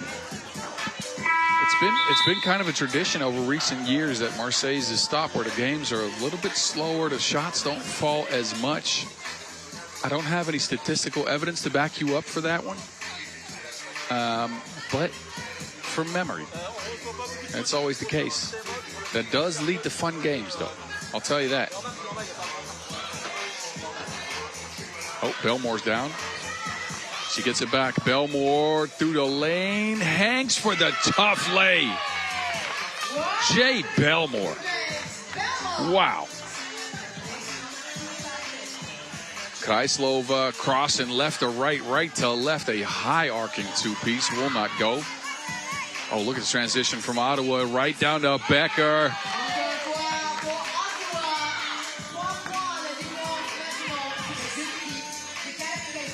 Becker this time holding up defensively as well.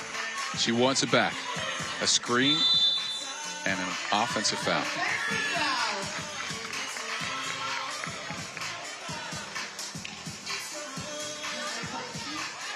Grant Allen not agreeing with the call. She'll take a seat.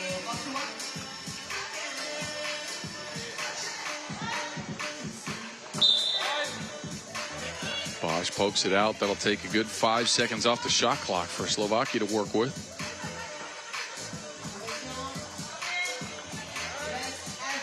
Slow development play here. And it will not go. Bosch shoots that one.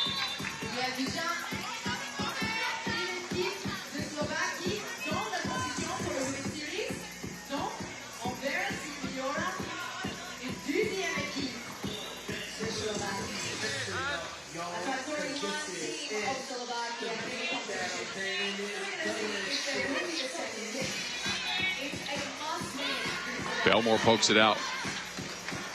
And Ottawa continue to put on a defensive clinic. Oh, SGA is held up. That is a clear foul. But Ottawa, again, keeping Fuengirola to 12 points. They are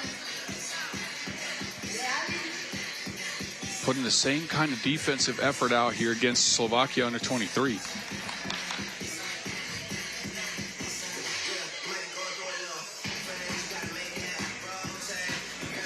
That one will not go.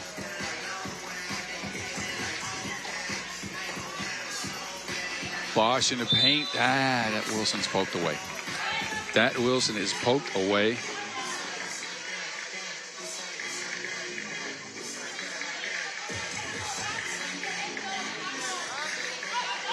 Slovakia have an opportunity here. They go to the pick and roll. No, ma'am. Absolutely not. Odd Joe. Odd Joe from SGA. Go elsewhere. Don't take that into the paint. That was a slap and a half. And then Bosch takes it over. Two gals with position in the paint, Becker and SGA. And then a 7th foul on Slovakia.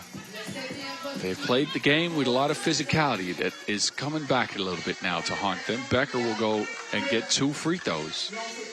I'm still raving about that SGA block, however.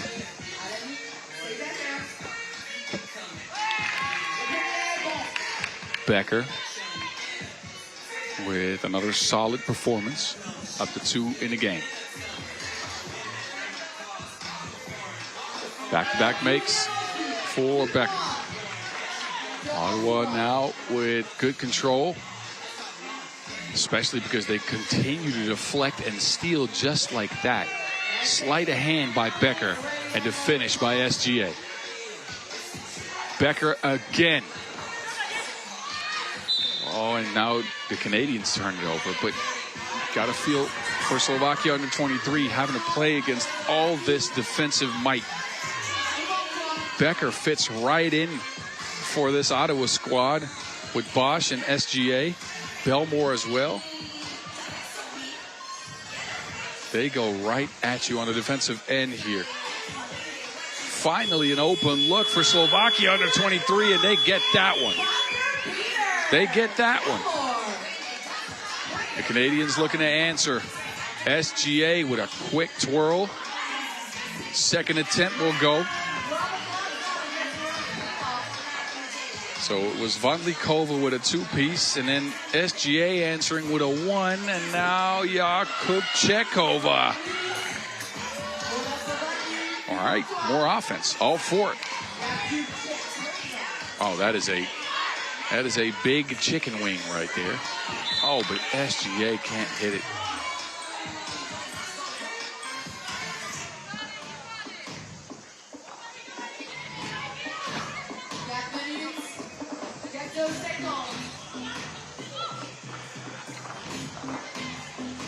Becker somehow sneaks through to get the baseline layup. Oh, Becker joining the block party. And then working it in the paint. 2 free throws coming for Nigel Becker again. So Becker's come alive here over the last few minutes. As we'll head into the second TV timeout. She's got 5 in the game to lead all scorers. But what's shown the most is that Ottawa is just a defensive juggernaut. An absolute defensive juggernaut. Point of attack, Casey Bosch or Jade Belmore. Then behind that, you get the back line shored up by Becker. And, of course, Sasha Grant Allen, the reigning defensive player of the year. There's absolutely no breathing room. None. Oxygen sucked out of the venue for Slovakia under 23, who have 6 points, 4 minutes in. For you quick mathematicians out there, that is about a point a minute.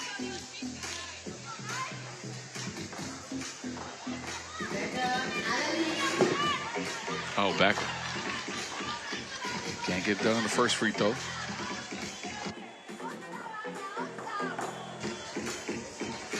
Second attempt will go.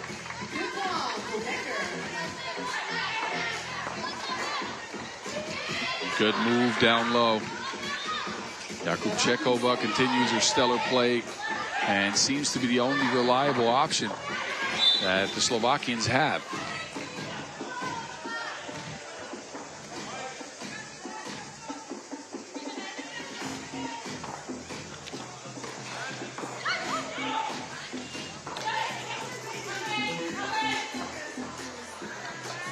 Jade Belmore, no. That one's still going.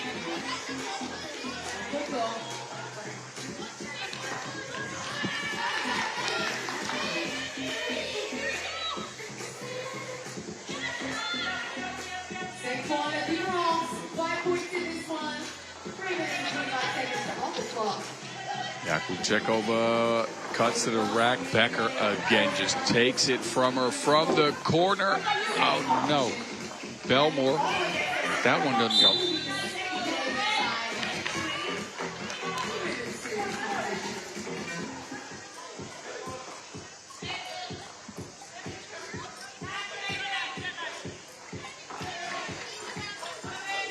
$12-7 game in favor of the Canadians. Again, a win here would put them into the main draw and would eliminate, essentially, Slovakia. And look at the toughness.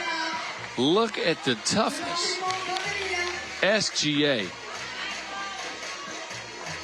How do you keep her away from the glass? And then, of course, not a smart foul on Slovakia, who are now at the brink of the double bonus. 9 fouls in the game. The next one will put Ottawa on the line for 2 and will give them the ball back.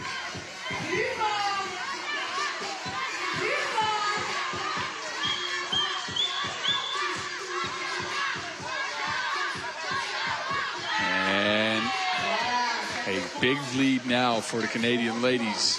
3 minutes to go. Krajslova, creative attempt. No. It is cleaned up, however. Vondlikova.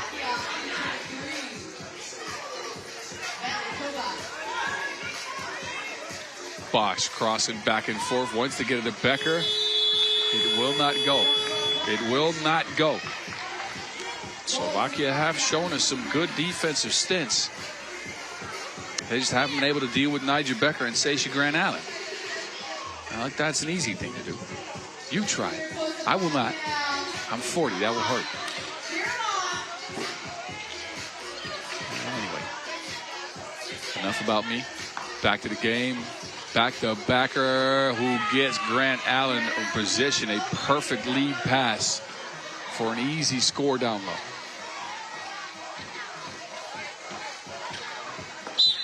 Ottawa's defense will leave Slovakia under 23 with 1.4 seconds on the shot clock. It's Gazova. Gazova with a heave and no. Offline on that attempt.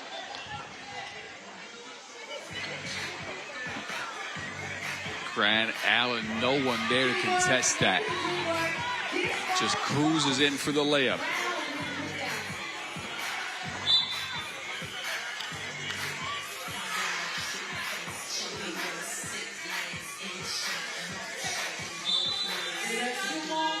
So we'll see a challenge here from Ottawa.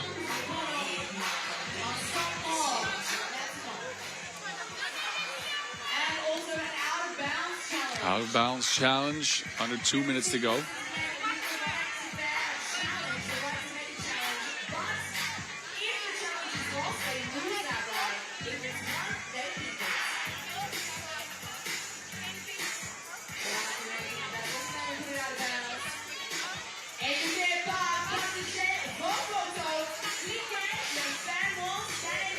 The imagery here.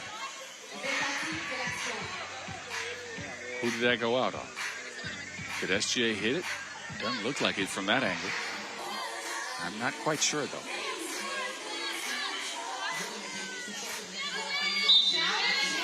Challenge 1, and there we go. Smart challenge. Yes, you can see it right there on the left of your screen. She was putting her hands up and saying, no, no, no, no. I didn't touch it. SGA with 7 in the game, the lead all scores. Becker right behind her with 6. Becker now gets free. It's Belmore who has it. Belmore gets stifled at the rim. Jakubčeková has racked up a couple of blocks in this game already. She's actually not been bad for Slovakia. Oh, but Becker again with the thievery.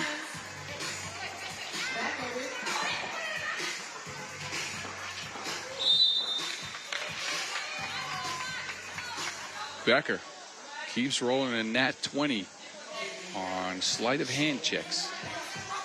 That's for all you D&D nerds out there. And I say nerds with all the passion I have for that game. But a continuous takeover, and Ottawa's gotten themselves a ton of extra possessions. They'll get one here after Belmore is sent to the free throw line for a pair. And they'll get possession back. That was the 10th foul on Slovakia. Oh, that one was just off the mark.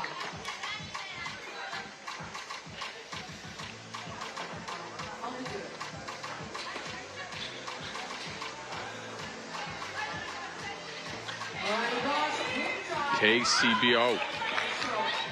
Just short. That happens. It is a Friday, not a Monday, but you know what? We forgive you, Casey. I'm sure you said sorry about it.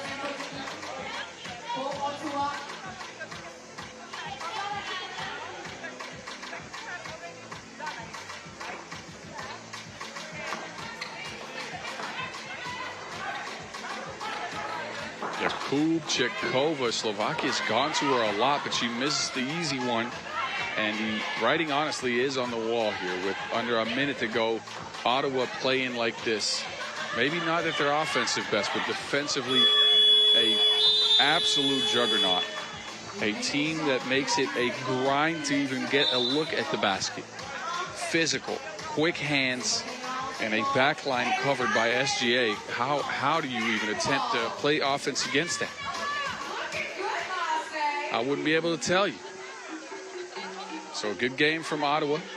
A learning experience for Slovakia under 23 in their first ever women's series event. You always hope when you step into an event like this for the first time, as I have done before, that you can try to play it out against some teams of equal stature, or at least with equal experience in the game. And this time around, their first game, they go up against the world's best, or at least a few of them.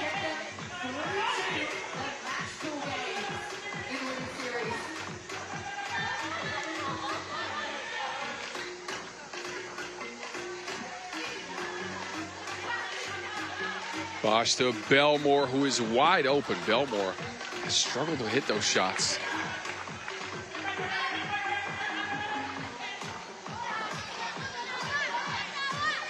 Fuengirola does everything in her power to shake SGA, and she's still met at the apex. Belmore to the rack, no go on the layup.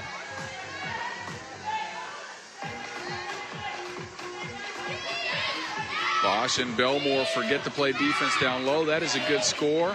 5 ticks to go.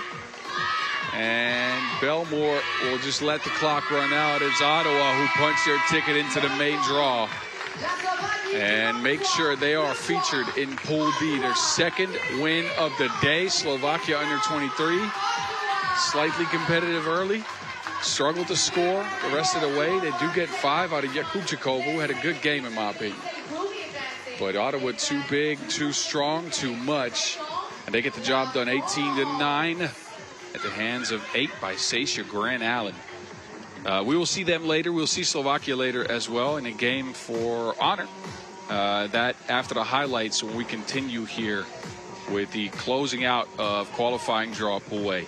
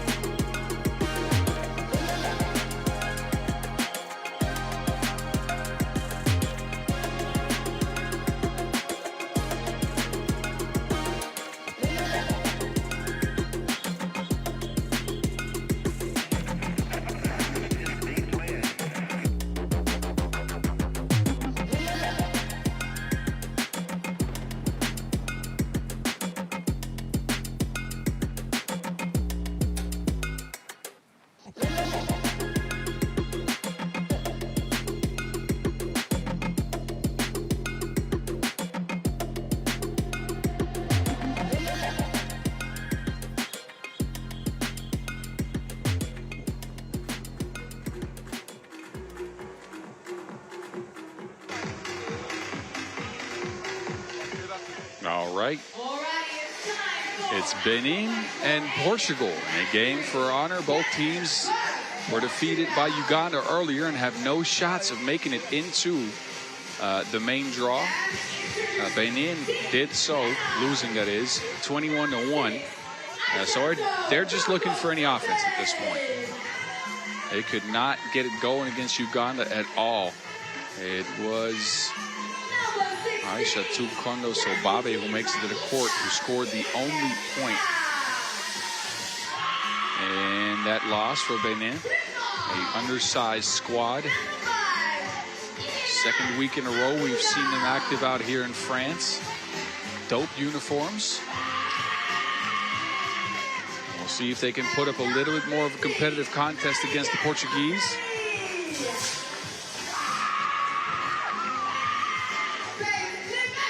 It's Ilimata Muda Malikato Seni and Ganikwi Zime Yerima, I apologize, who come onto the court for Benin. It might be another tough one for them. This Portuguese team made it a lot closer of a contest against Uganda. They took a 14-10 loss, which is now again what has propelled Uganda into the main draw. The Portuguese are a well-established team here in 3x3 basketball. A talented bunch. And they got a main gunner on the squad in Marcia da Costa there. She is 7 out of 10 points in that loss against Uganda came from her. She needs some help.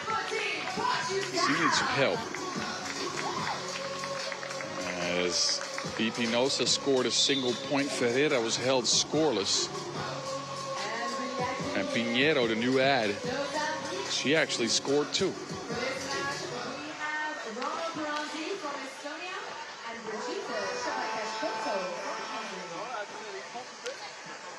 So Western Africa against Western Europe it is. A game for honor. A game to just get a win. Both teams are out of the tournament after this one. They have, of course, never met up. They've been primarily active in the Africa Cup on the African continent. This is their first time really venturing into the women's series, or at least their first year where they're really focusing it.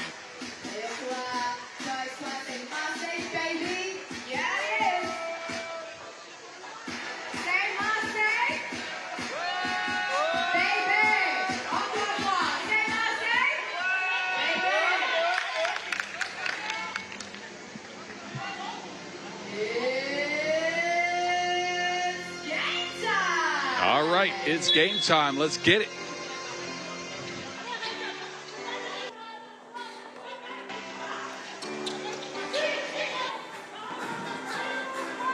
Ferreira down low. She's got the height advantage, and Portugal go to her right away. Ferreira could be in for a big game.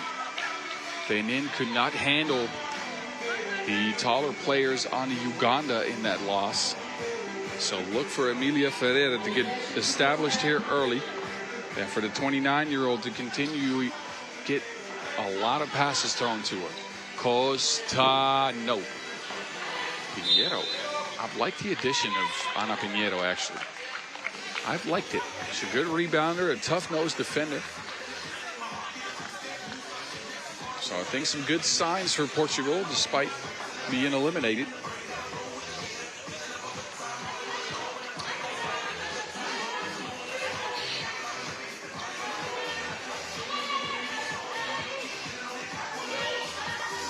Benin pressured out of another possession. That'll be a 12-second violation.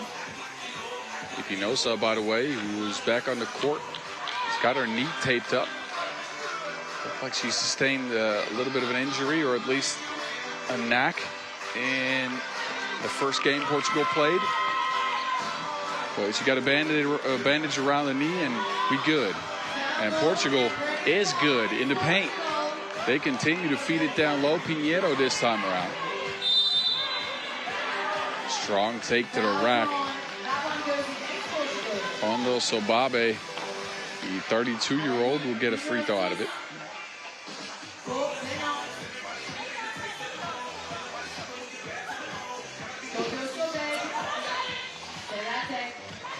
Rebound goes to Benin. Midi pull up. All right.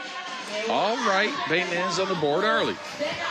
They've already shown us comparable offense to their last game. Wilson out of bounds, under pressure.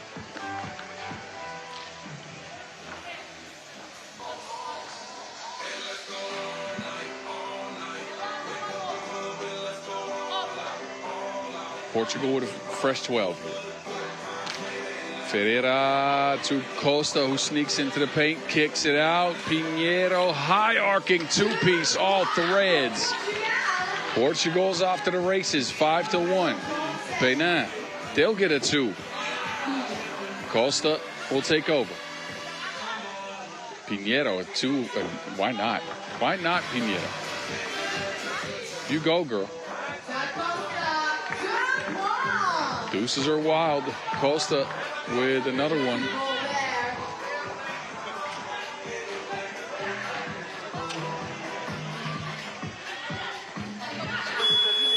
And Benin take too much time off the shot clock to get the offense going here.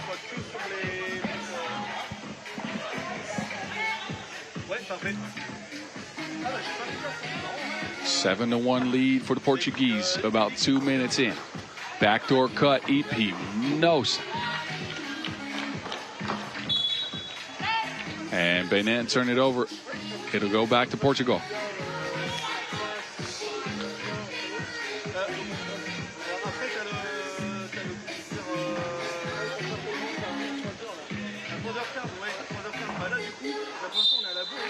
It is not saved in bounds.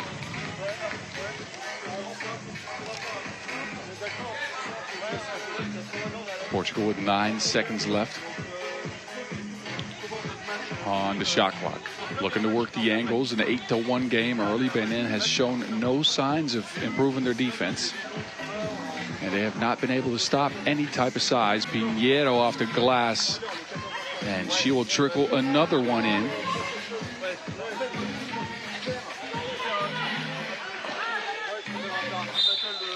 And that will go sailing. So it looks like, with a lot of time left in this one, so it might be a little early on this, but it looks like Benin might be on their way out with 2 losses. Portuguese just that much more experienced. Then Costa throws it in reverse. That won't go. Second attempt is good. And Portugal right now are piri-piri with extra sauce. Hot.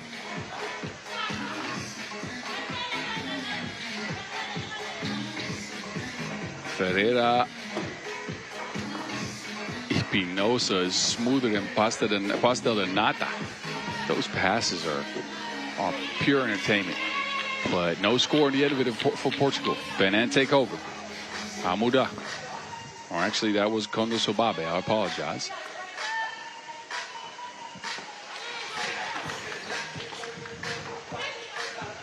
Espinosa, 2-piece. And that will get Portugal an 11-point lead.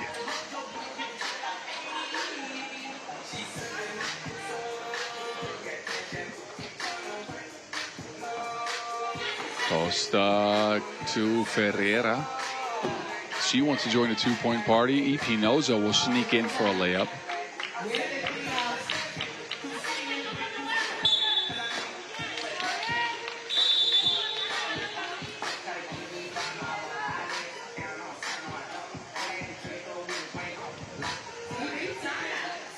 It is a TV timeout in a 13-1 game. It has not been competitive from Benin, and they need some voodoo magic. They need something, a little voodoo rhythm, some ancestral energy, as they have not had it defensively all tournament long. And this Portugal squad is going to continue to pour on here. Espinosa is already up to 5 points for them. She'll sit on the bench for now. Kondo Sobabe, good move. Good move, Ferreira. Looking to answer, drives baseline, and Emilia loses it out of bounds.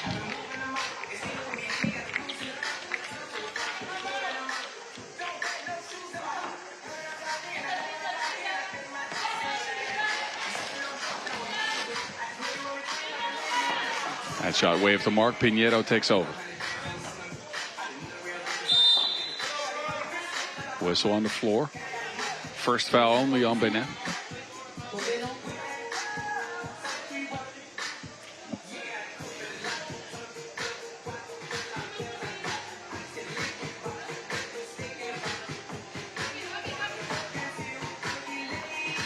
Pinheiro just spins free, gets another layup. Bucket after bucket after bucket from Portugal, who are finding every crack in the defense. Granted, the Benin defense has more holes than your favorite cheese.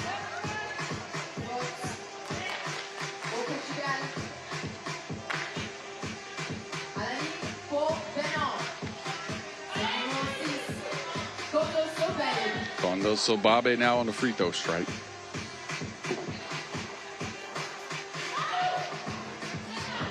Costa, left stroke won't go. Pinheiro won't get it.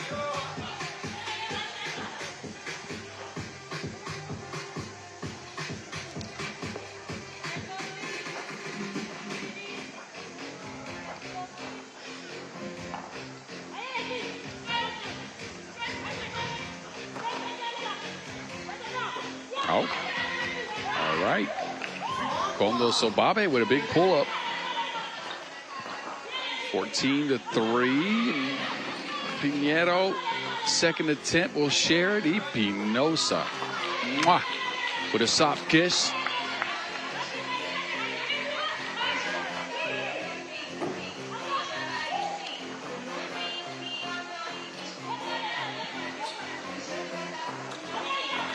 They try to go back down to anything in the paint for Portugal works. They continue to feed Pinheiro and Ferreira down there. 15-3. We're at the halfway mark. Portugal are 6 away from game. Costa, no. Ferreira through the contact. She'll get fouled. Knocked in the side of the dome piece.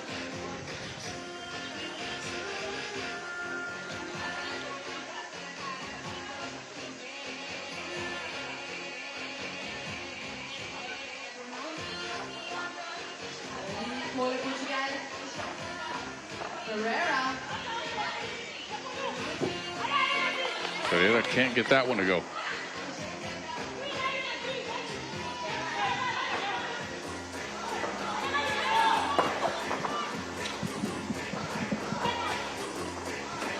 Back to the Portuguese.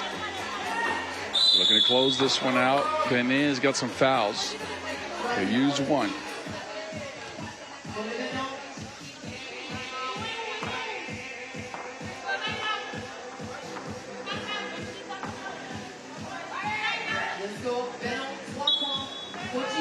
Timeout called, 4:37 left. I don't think we're going to need all that time, as Portugal are closing in on the game-winning mark of 21 points. They've been led by Gabriela Espinosa, who's got 6 in this game. Ana Pinheiro Cunha has 5. So it's been a good all-around effort for the Portuguese, who unfortunately just ran up against the Uganda squad that was too much to handle for them.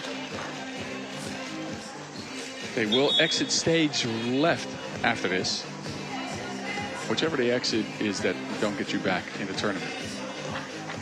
But I like what I've seen from Portugal, man. Look, this is a competitive squad in every game they play. More competitive in this one, but still. They just couldn't find the scores when it mattered most against Uganda. They will find a score here with Ferreira rolling free to the bucket. Kondo Sobabe, no. Ferreira from the outside this time. Splash. No answer for Benin. Ferreira again. They'll kick it down low to Costa, who is held up for the foul.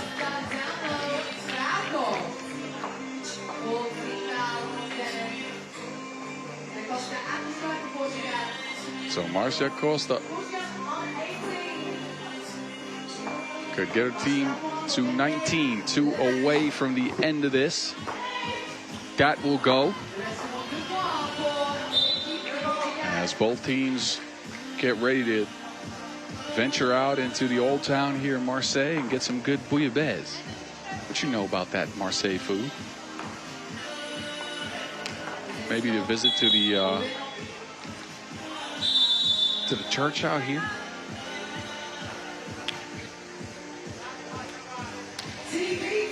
Notre Dame de la Garde. But anyway, that's neither here nor there. That'll be after this game, which is almost over, I promise. 19-3 in favor of Portugal. Second TV timeout. Portuguese need 2 points to put this one on ice. And ice is what is needed because it is hot out here in Marseille. My goodness. Sweltering. I am yearning for some of that wind that was there earlier and has died down.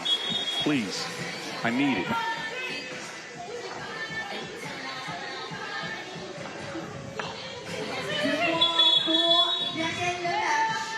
Delay of game warning extended to Benin.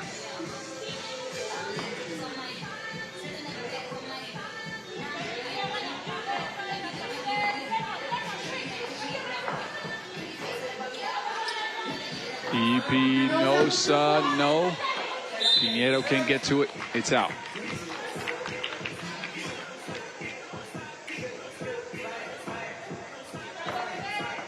Portugal will get the possession back.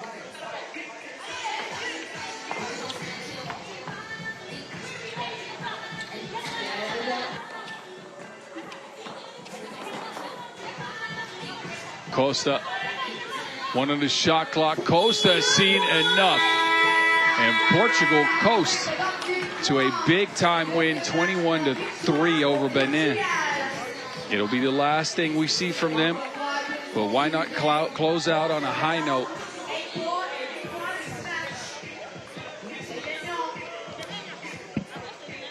These teams. Oh, I like that. Marcia Costa went into the Benin huddle and told the players they were beautiful. And now I get some handshakes too. Thank you to the Benin ladies for competing. Thank you to Portugal as well. We'll, of course, see them in future events. You enjoy the highlights as we will get reset for the last game in qualifying draw action. It is Fuengirola and Slovakia under 23 in a similar situation to these teams. Who will get the win there before we head into the main draw action?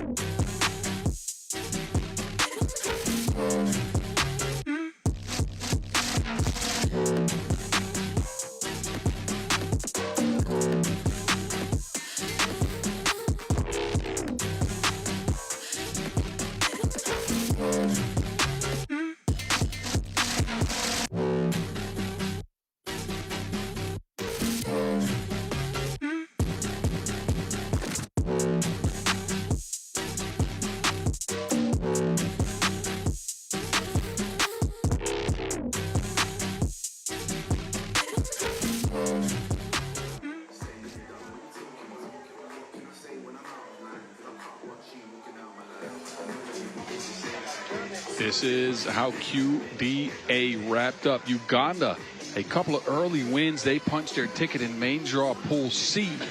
So we'll see them again. Portugal with a single win. Benin, they exit with 2 losses. One of these teams will also exit with 2 losses, as Fuengirola and Slovakia under 23 both took an L to Ottawa. So this one is also for honor. Fuengirola will come out first. They lost 19-12. And that's not bad for a first time venturing onto the Women's Series circuit, and you play some legends. And that Ottawa squad, Alejandra Mastral, didn't know much about her before the tournament. I know she's got some speed to her now. Elena Moreno was the leading scorer in that game, 5 points in her Women's Series debut. Marta Garcia got a lot of opportunities but didn't score but a single point. We'll see her featured more, I believe, this time around. And the foursomes rounded out by Marta Morales, second leading scorer in that game against Ottawa with 4.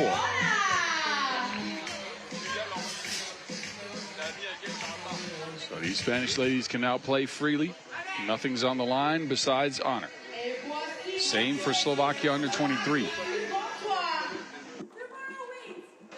They lost to Ottawa 18-9. But I gotta say, Hanna Jakubčíková had herself a game. 5 points, 3 blocks, bunch of rebounds. I liked her. I really liked her. She showed some good things. I need to see some more out of Gaziova and Krajslova for this squad. Vondlikova was good. 4 points for her. She knocked down a 2. There she is. And Teresa Krajslova will round them out. Slovakia under 23 in their first Women's Series event as well. So youth versus youth. Spain, Slovakia with the future on the floor.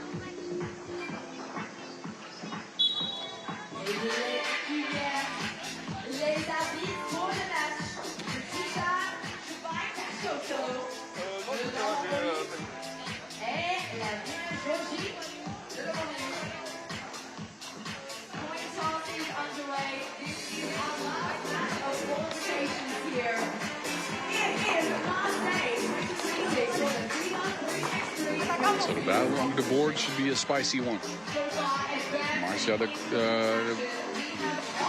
Costa, of course. Marta Garcia, that's what I meant. I'm sorry. So Marta Garcia versus Hanna Jakubčíková, I think would be an interesting watch.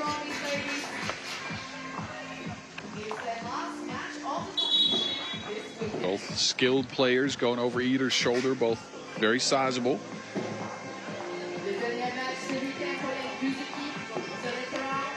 As these teams get their last warm-ups in, last tactical adjustments.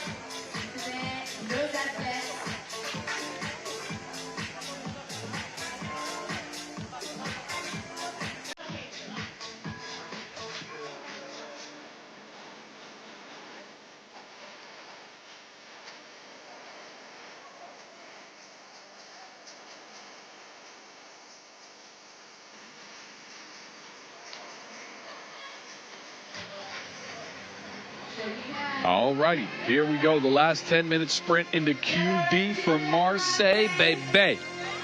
Bonjour if you're just tuning in.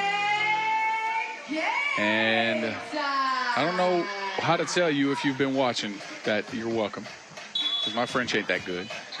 So anyway, here we go. Fuengirola with possession here. Garcia on the high post. Moreno separates. It will not go.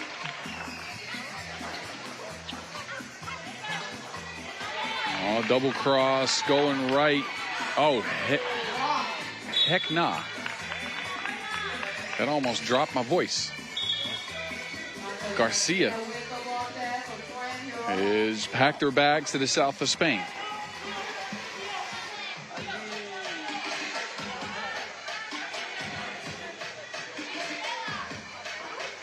Some confusion on who the Wilson's for.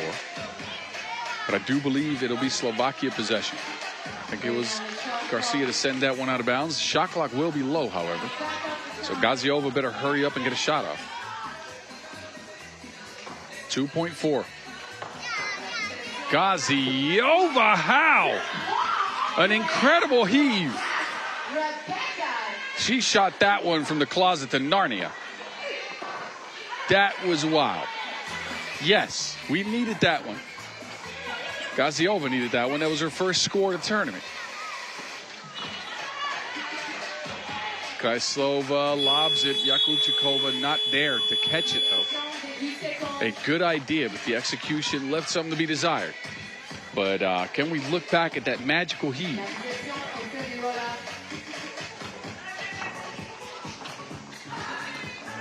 Oh, Moreno. Absolutely not. Absolutely not. Good defense at the rim. Yakubchikova again. Fuengirola has 8 to work with. Ball screen action here. Moreno kicks it. Garcia popped. She won't drop. Quick transition for Slovakia, who get a 2-piece again. Second deuce of the game.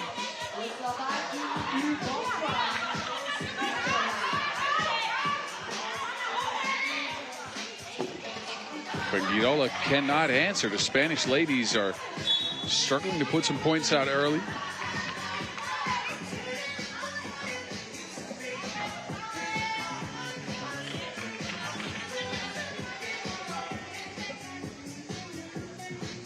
Some substitutions are made.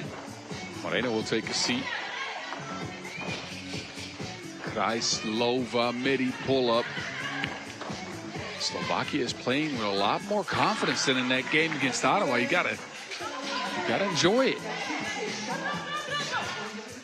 No longer is there any pressure on these gals. And it's showing. Garcia will finish underneath.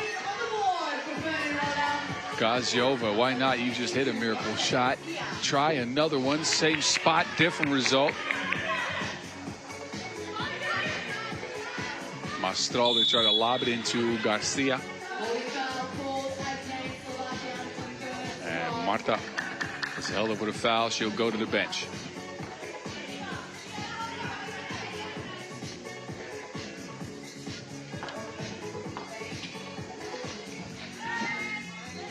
Smaller lineup on the floor now for Fuengirola.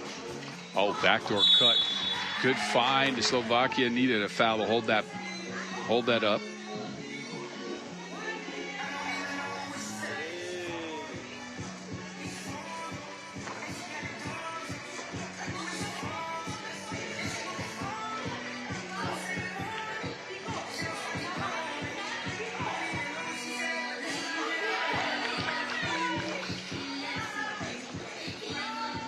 Back to the Spaniards. Moreno working behind the screen. 2-piece. Didn't hesitate.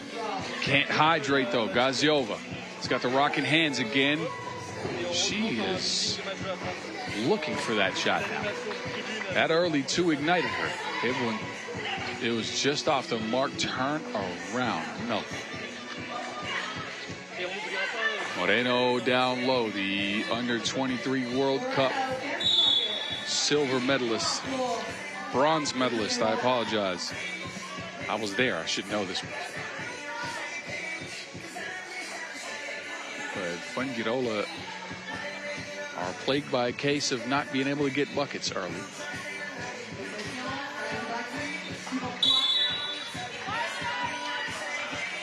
And now they'll foul. Question is, how do you turn things around? They have not gotten Garcia going underneath the basket, which is what I thought the game plan would be going into it. It was the game plans against Ottawa, but they have not really looked for her in this game. Yakubchikova tried to use all the force, but couldn't control the Wilson as she was doing it.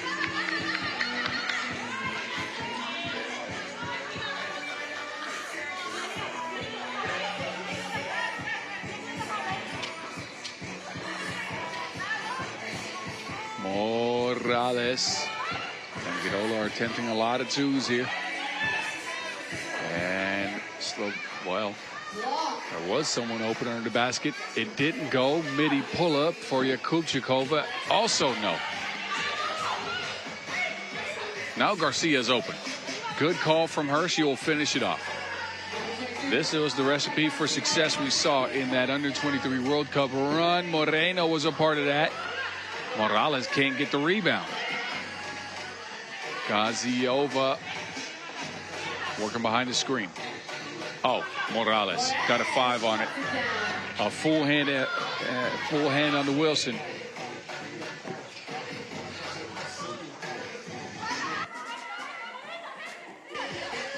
Gaziova.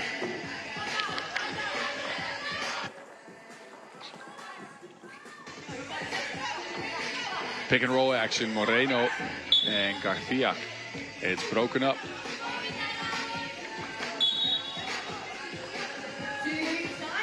TV timeout and another low-scoring affair. Both teams unable to find much offense, as Garcia's got 2 for Fuengirola, and Krajslova and Gaziova with that incredible heave both have 2 for Slovakia under 23.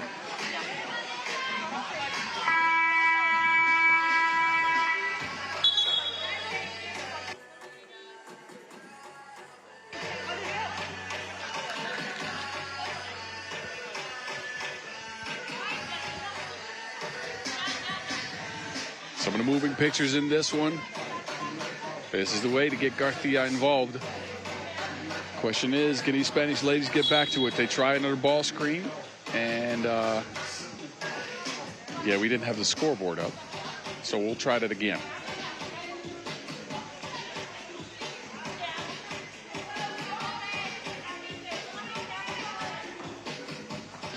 Moreno, Garcia. Ball screen action. They try to lob it into Garcia. It's broken up. Slovakia, good hands.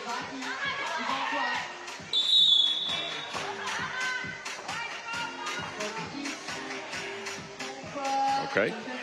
Physical play down low. Yakubchikova was sent to the floor.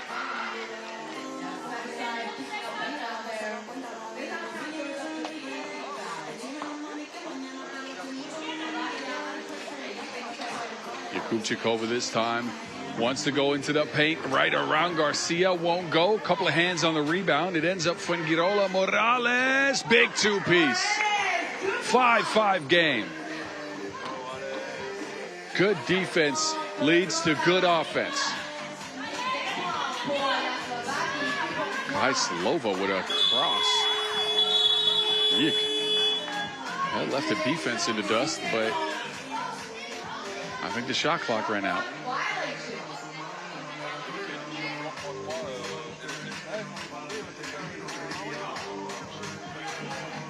So the 2 bigs, Yakubchikova and Garcia, will take a seat in a 5-5 game as we approach the halfway mark. Moreno. Moreno to the rack, lays it. Much needed, as Fuengirola are on a 3-0 run to take the lead in this one. Things are clicking for the Spaniards all of a sudden. They're getting stuff done as Morales will sit down.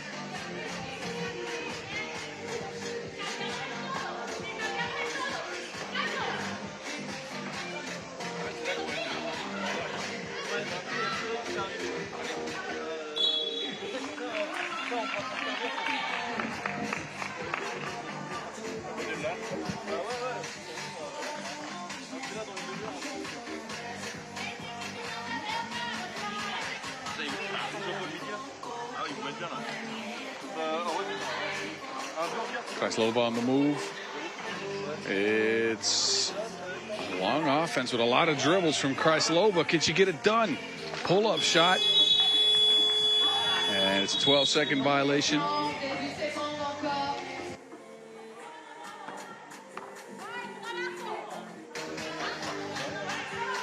So a tough sequence here for Slovakia under 23, who have not been able to find their offense. Garcia is open underneath. It's poked away. And again, the quick hands from Hanna Yakubchikova. Just 22 years of age. See, a couple years older only. Again, this is youth versus youth. Straw lost it.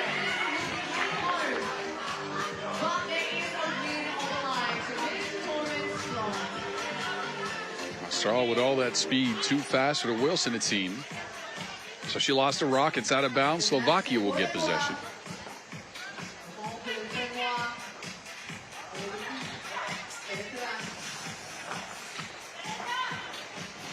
Kupchikova to the rack. A lot of contact on the play. No whistle. And it'll end up a shot clock violation as that ball didn't touch any iron on the rim.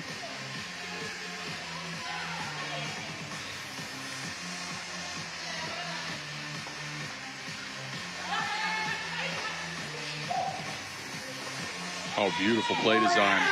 Beautiful play design. Fuengirola, a couple of screens. They get a wide open layup out of it. Mistral fakes, kicks it. Moreno, lefty stroke is broke. We've seen Moreno attempt a couple of these in this game, and she has not managed to get it going at all. Elena Moreno has 3 points in the game. She does lead all scorers.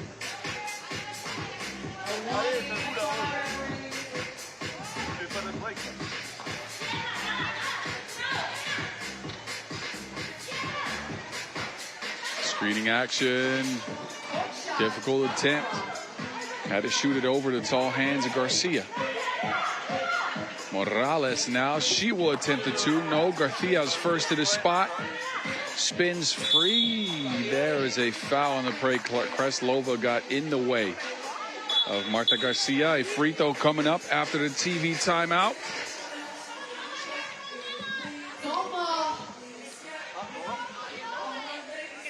So a minute to retweak and retool for both squads who have not managed to put a lot of points on the board.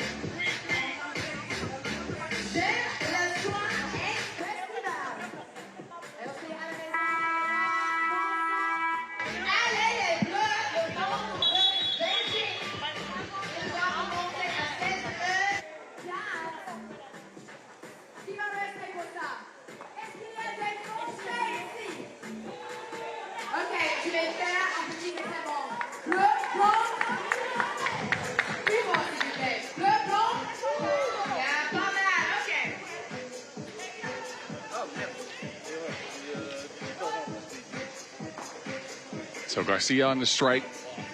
She could get her team a 3-point lead. Neither team close to the bonus just yet. Despite it being a very physical game, you got to give some credits to the defense for that. Shows a lot of discipline. Slovakia swing it behind the screen. Gaziova. No.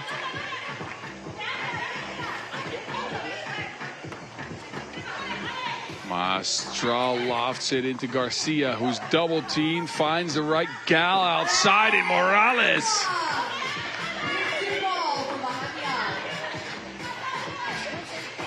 And Morales with a quick hands takes it right back. There's Garcia open again, didn't hold the seal long enough. So now Slovakia take over.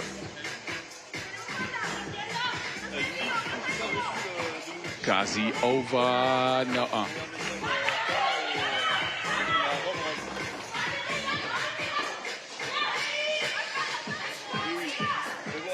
Garcia, oh, that right hand hook looked like it was online. She'll try to save it in bounds. Blue will get possession here. Under 3 minutes. Fuengirola with a 5-point lead. So they are looking primed to at least get closer to a victory here. I won't name them victors yet. Trust me.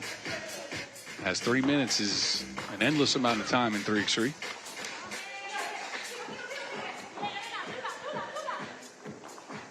Kupchikova. I've been able to repeat the magic she had on offense against Ottawa. This is only her second point. Mistral. No.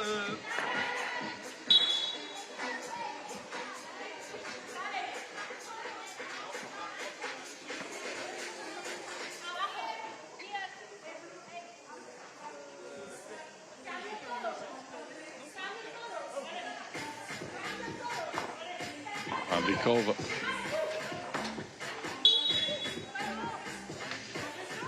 Deflection by Moreno. A takeover with 10 seconds by Slovakia under 23 again. Oh, deep two from the Enlio logo. That one will go. Krajslova.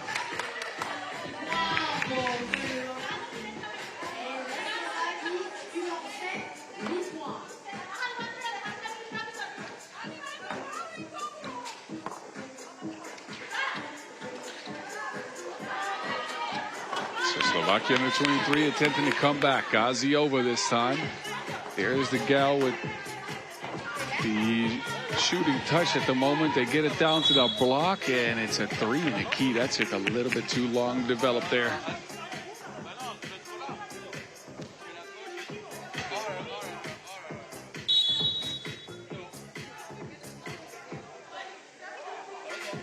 Some confusion there as Fuengirola had the possession. 2-point game now. Krajslova trying to stay with Moreno. Moreno down to the block. Garcia's there. And there's a foul. Kuchikova with 2 hands in the air, but body contact. Yeah, you can see the right hand a little bit outside of the cylinder. 4th foul on Slovakia only. So again, both teams have been highly physical, and they have not fouled as much as you would expect them to. No one there to box up Morales. That hurts. Oh, but that helps. Krajslova with another big one.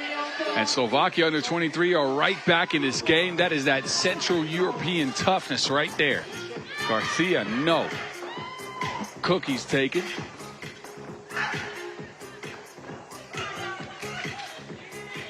Krajslova will pull up. She is the hot hand right now for Slovakia. She got 6 out of 10. Fuengirola swinging. Pick and roll action between Garcia and Moreno. Moreno won't get it. Oh, Moreno will get it right back. Morales fakes, drives in. Morales. Oh, that is off the mark. Scoring is at a premium at this stage. Buckets are tough to come by. Have been all game. We are at minute mark number 9. 72 seconds away from either of these teams picking up their only W in the tournament, as both teams are officially eliminated. We will not see them after this.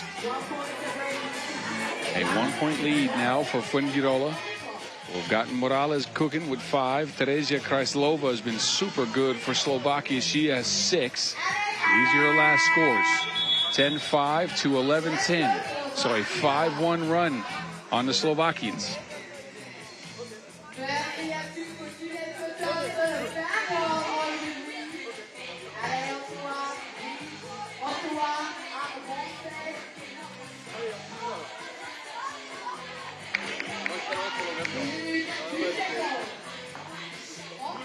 Alrighty. Uh-oh. Well, that's no way to come out of a timeout, Krajslova. Chucks the Wilson away.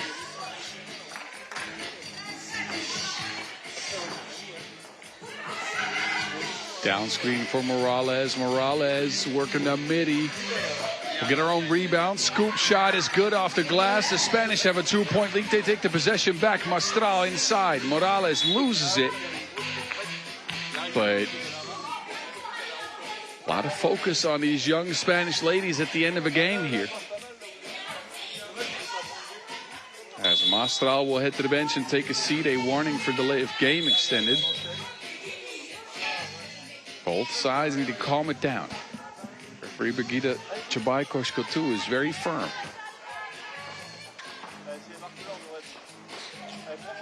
Moreno lefty pull up. Slovakia under 23 need a score here. They turn it to Krajslova. Why not? Top of the Krajslova. They get it to Yakubchikova, who's locked up. That'll be 2 free throws.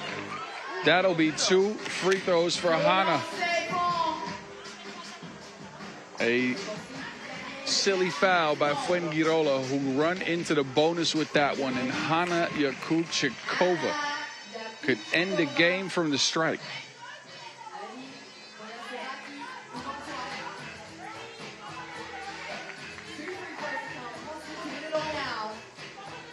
Let's see. Oh, Jakubchikova misses the first one. Still a chance to get your team up by 1. Every score counts at this point. Second one, no good. A couple of misses from the free throw stripe. 3, in fact, for Slovakia. Morales, no. Garcia will not save it in bounds.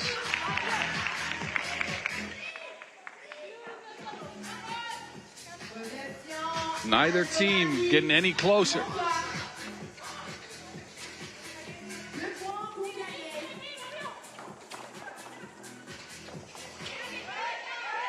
Down into the paint, Jakubchikova. That will roll off the rim. Neither team finding easy scores right now. Although Slovakia have missed a bunch of free throws. Senior squad for Slovakia courtside cheering their younger girls on. Offensive foul, Fuengirola.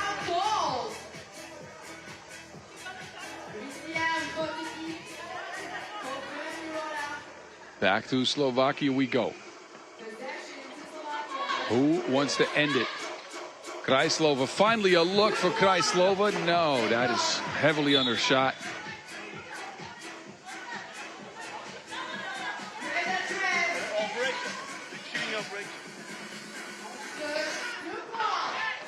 Moreno working behind the screen. Morales will get free here, drive into the paint. Morales will put Fuengirola up by 1, 14-13. This is one of the longer overtimes I have seen in a while. Gaziova,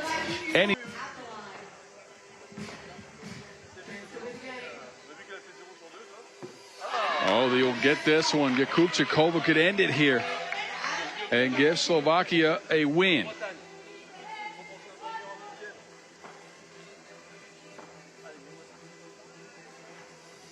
Second one is good, and Slovakia under 23 will end on a high note. A dub is a dub is a dub in a very long overtime where both teams struggle to put some points up on the board. But eventually it's Hana Jakubchikova to get the job done. The 22-year-old will get her team a W as Slovakia under 23 and Fuengirola will bow out after this.